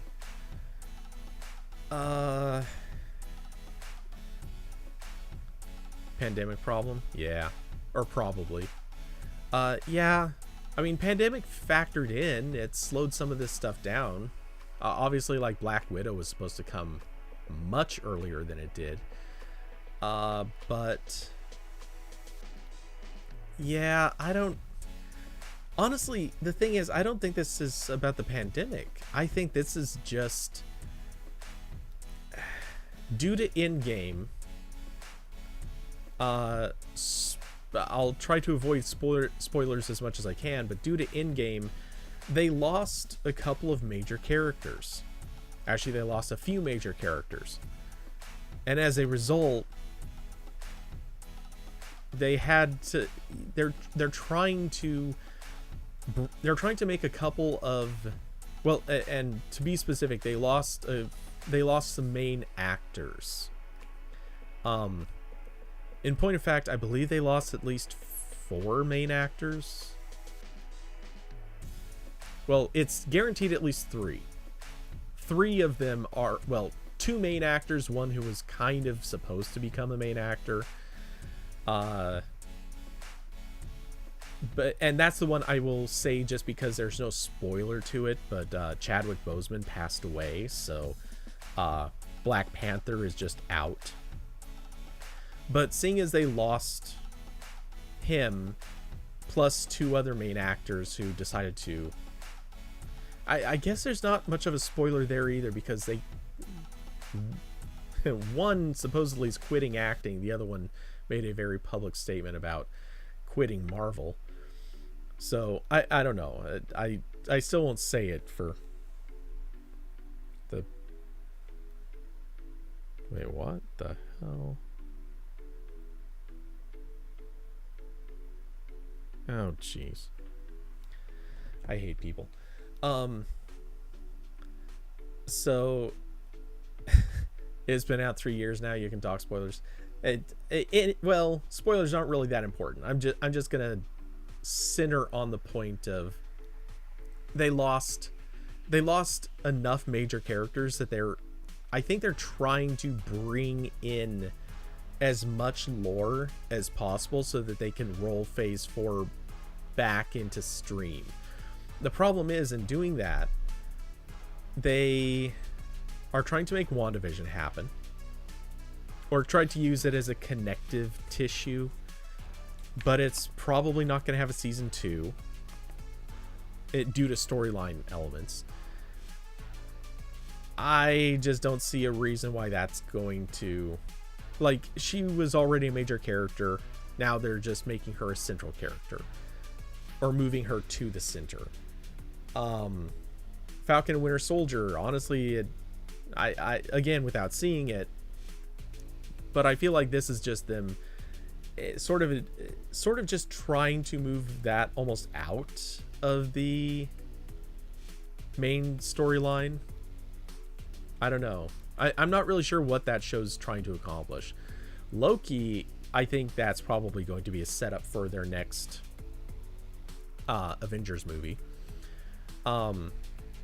They needed to do I think Black Widow was always supposed to be kind of just a filler follow-up movie, and frankly, from watching it, the word filler, like, they should have just titled it Black Widow : filler movie, because nothing of consequence happens in there. It was so bad that it just did not have anything to it. So, you know, all they did was technically introduce a single character who is going to come back, and it's her sister. That's it. Let's see. Again, I know nothing about What If. I need to look up what that even is. They said as much as Shang-Chi is going to become part of the Avengers. I don't know if the character himself technically becomes an Avenger, but they made it very clear that he's going to return in an Avengers movie. And they obviously were doing a setup for this. So they have a character nobody cares about that they're trying to ram into Avengers. And honestly, I feel like that was because they needed to find more people. And so they went with that. I don't know the details of it, but I do know the Eternals in the comics, apparently that does factor into the Avengers stuff eventually, so that's why they did that movie. It's a storyline origins prep, but nobody's gonna care. No one gives a crap about the Eternals. That movie is so bad. Oh my god. Did anybody watch it and not think it was a terrible movie? Please, show of hands. It felt like watching what a comic book movie would have been in the 80s, but with the effects that we would have today. It was just cringy and bad. It was weirdly emotional in places that didn't make sense to be emotional. Why? God, I never want to rewatch it, but at the same time, I wish I had just seen it so that I could talk about all the things that I wanted to complain about. It's one of the few times that I've wanted all the time back after watching a movie. When you finish a movie and you're like, literally every minute of that movie, they owe me. They owe me this in time, money. They need to extend my life by 2 hours and 20 minutes or however long it is. They owe me this so much that Disney needs to find a way to extend my life by those extra 2.5 hours. Whatever weird science and technology that they're going to use to resurrect Walt Disney someday, they owe me that resurrection just for 2.5 hours. Bring me back in like 2075 so that I can have 2.5 hours to like charge around and do whatever the hell I want, because that's how much they owe me for that movie.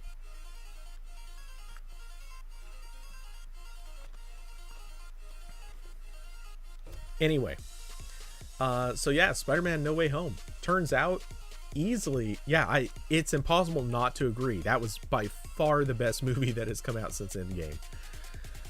And yeah, I'm also looking forward-ish to Doctor Strange, but here's the thing. I don't feel like the original Doctor Strange movie was that great. And he hasn't been that compelling as a character in the few times that we've seen him since. So I'm not super excited for the character. I'm just more hopeful that I guess what I'm really hopeful for is that it's going to be a movie kind of like Captain America Civil War. Or even Captain America Winter Soldier, where, like, yes, the movie is titled Doctor Strange, and it's obviously going to center on him, but in reality, the movie is basically just, here's our central character, and we're going to bring in all the other characters as props to kind of take the weight off of Benedict Cumberbatch to carry this movie, because I like him. No offense to him, but I don't think he carried the first one that well. And a big part of that is the writing of the first one. I don't think it's his fault, but man, I don't think it's a very good character to run a movie. So, yeah, that's my quick and dirty take. And I have no idea what the hell Moon Knight is. For what it's worth, I don't know if other people are this way, but man, if it weren't for the movies, I really wouldn't know most of the characters that they have in Marvel. Carson's Civil War was basically an Avengers movie. Yeah, actually, I would argue it was more an Avengers movie than half of the Avengers movies, because Civil War, look at how many characters they brought into that. I mean, so many that they had to do like a special poster just including all of the heroes that were involved in the airport tarmac fight. The only other Avengers movie that had that many heroes in it was Endgame, and only because like there was a point where they specifically had to be like, yeah, we're going to have an epic battle between literally everyone we've ever introduced and force them into scenes where every single one gets at least 1 second of highlight. Which, come on, guys. But yeah, they had to do the most ridiculous, over-the-top thing for Endgame. Take a look at the Wikipedia link. It has more upcoming.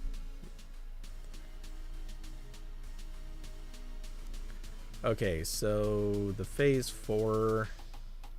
Oops. Okay, so Doctor Strange and the Multiverse of Madness, Thor: Love and Thunder. I was wondering, I thought it was weird that there wasn't another Thor movie on that previous list. So that's good they're bringing him back. Yeah, Black Panther: Wakanda Forever. Oh, they have a grid in here? Ah, okay.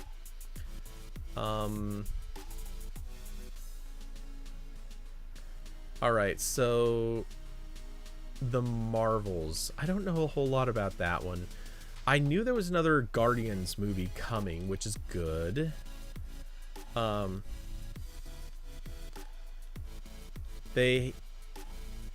hopefully it's good, because Guardians 2 was... it wasn't great. It was okay. I didn't love it. It got a little too into itself, especially towards the end. But hey, it was a thing. I really did not like the whole fighting ego thing. That was just too weird.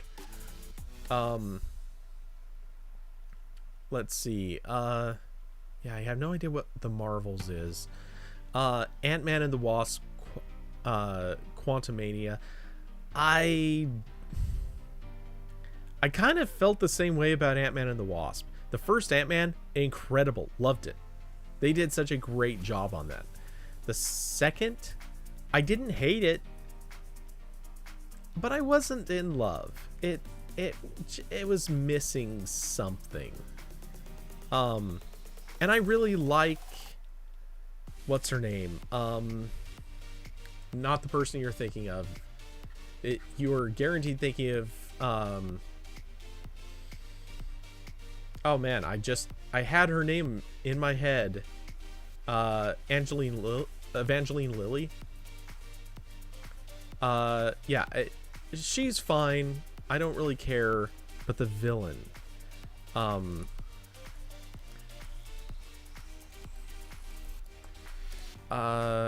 will have it up in just moments.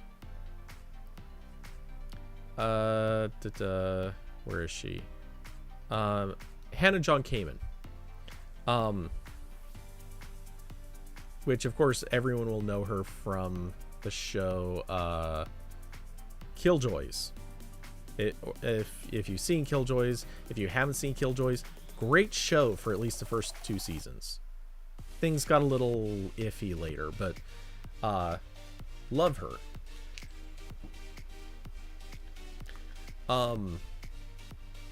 Though she didn't exactly do the most incredible job in Ant-Man and the Wasp, but hey, whatever. And because Marvel can't seem to stop doing it, we're gonna get another Fan 4 stick. Let's hope that this one isn't a total disaster like all the others in history. Though, as I snark about that, let's be honest. At least the first one with Jessica Alba and oh my god, why am I forgetting his name? He played Captain America too. But anyway, yeah, I think that may be the only marginally okay Fan 4 stick movie, but we'll see. Maybe this time they'll get it right. But I kind of just hope they don't. I kind of just want those characters to go away because they're annoying. They're really, really annoying. I don't like them. I'm okay with them just ceasing to be relevant. I'd rather they do another reboot of the X-Men before they try Fantastic Four again. But yeah. Anyway, so that's about the extent of it. Oh my god, there's so many shows that they're lining up. What is that? They've got too many shows lined up. These are all gonna happen over the span of what, 2 or 3 years? That is so many shows. This whole first line here, or this whole first group, that's 5 shows in 2021. 5 shows in 2021. What do they need that many shows for? Then of course, What If is continuing into 2022. Plus they have, oh, Moon Knight is a show, not a movie. That's good to know, actually.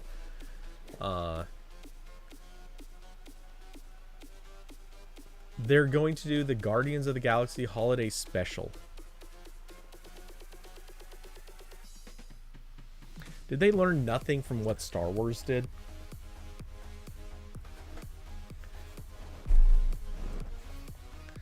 Man, are they gonna visit Endor? Or the sorry, the Wookiee homeworld, Kashyyyk. They'll just send her to Kashyyyk. That'll be a thing. Who doesn't want the Marvel or the Guardians of the Galaxy walking around with Wookiees? They may as well do that. That's how holiday specials go. There's no good future in this. They're also gonna do a Halloween special. What are the colors of the grid supposed to mean? I don't know. I don't see a legend anywhere.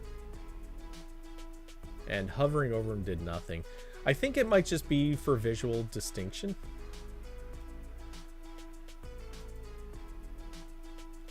That way they could do something like with What If, where seasons 1 and 2 are both stacked there and they wanted to show that they're distinct. I don't know. That's my best guess.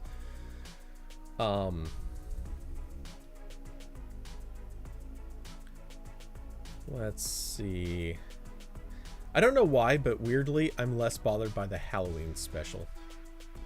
Do they possibly have that page up yet? Untitled Marvel Halloween Special.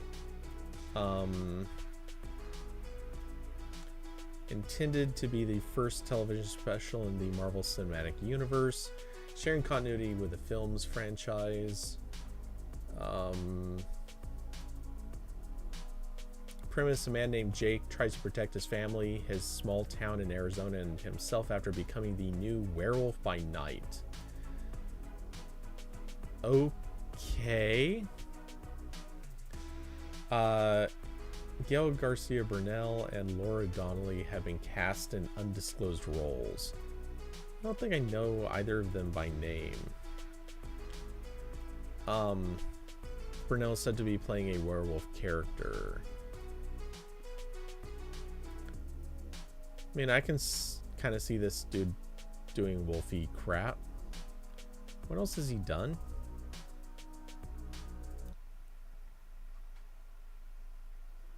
A lot of foreign language, at least early on.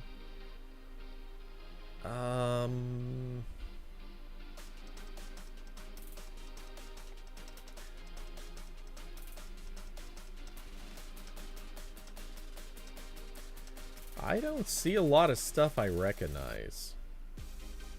So, I mean, that's not the biggest issue, but saw a couple of movies that are maybes, but yeah. And I don't. Okay, Laura Donnelly, we're gonna Google search you.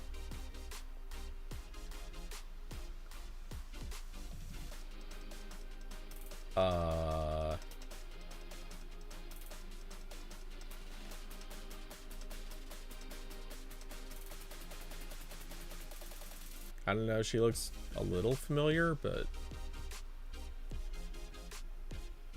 The Nevers, The Fall, Tolkien, Outlander. Okay, so she has a type. Yeah, I don't have much of an opinion on this, but wish them luck. Halloween special, go. Let's see, and then they have probably for 2023 Secret Invasion, Ironheart, Armor Wars, and something about Wakanda. Okay. By the way, am I the only one who just didn't really dig? Like, I didn't have anything against it, but I don't know. Black Panther just wasn't. It was fine, but like it wasn't that special to me. Something about Wakanda, just the city or country, I guess.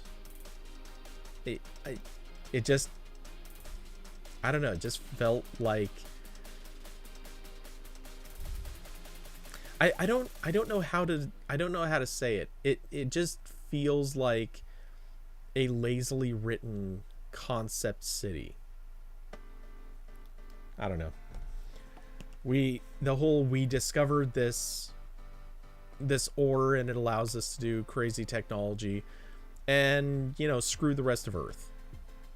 We're just gonna chill and keep it to ourselves. I don't know, it felt, I don't know if that's how it is in the comics, but it felt lazy as a movie. But hey, maybe they bring it back more in the future. All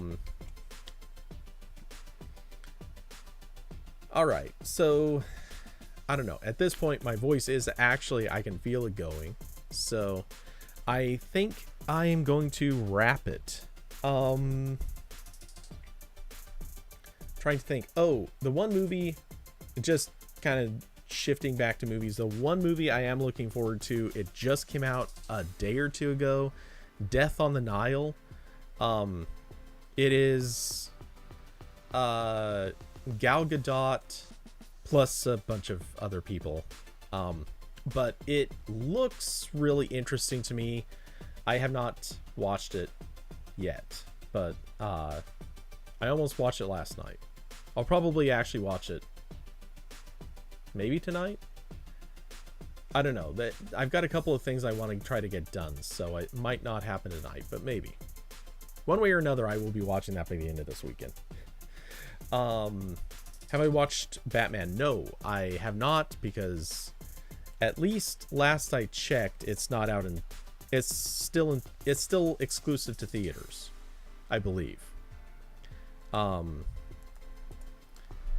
Correct me if I'm wrong, and I'm checking right now just to make sure.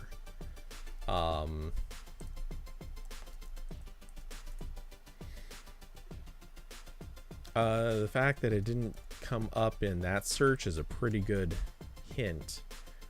And I'm checking another site. Nope. Batman is not out yet. So yeah, I'm not making a trip to the theater to see it.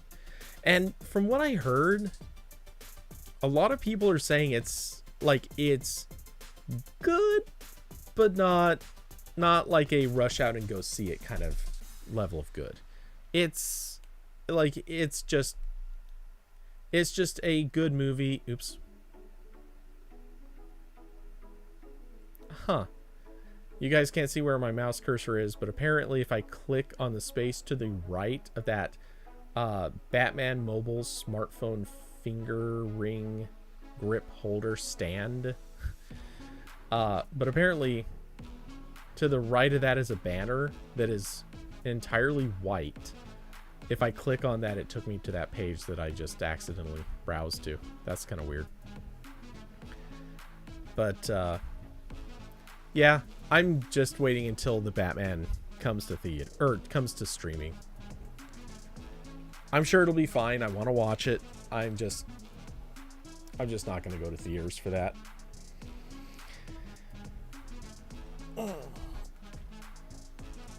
Oh. Good stretch. Anyway, yeah, so I think that's about it for today. I would keep going on movies, but I'm gonna wreck my voice more than it's already getting wrecked.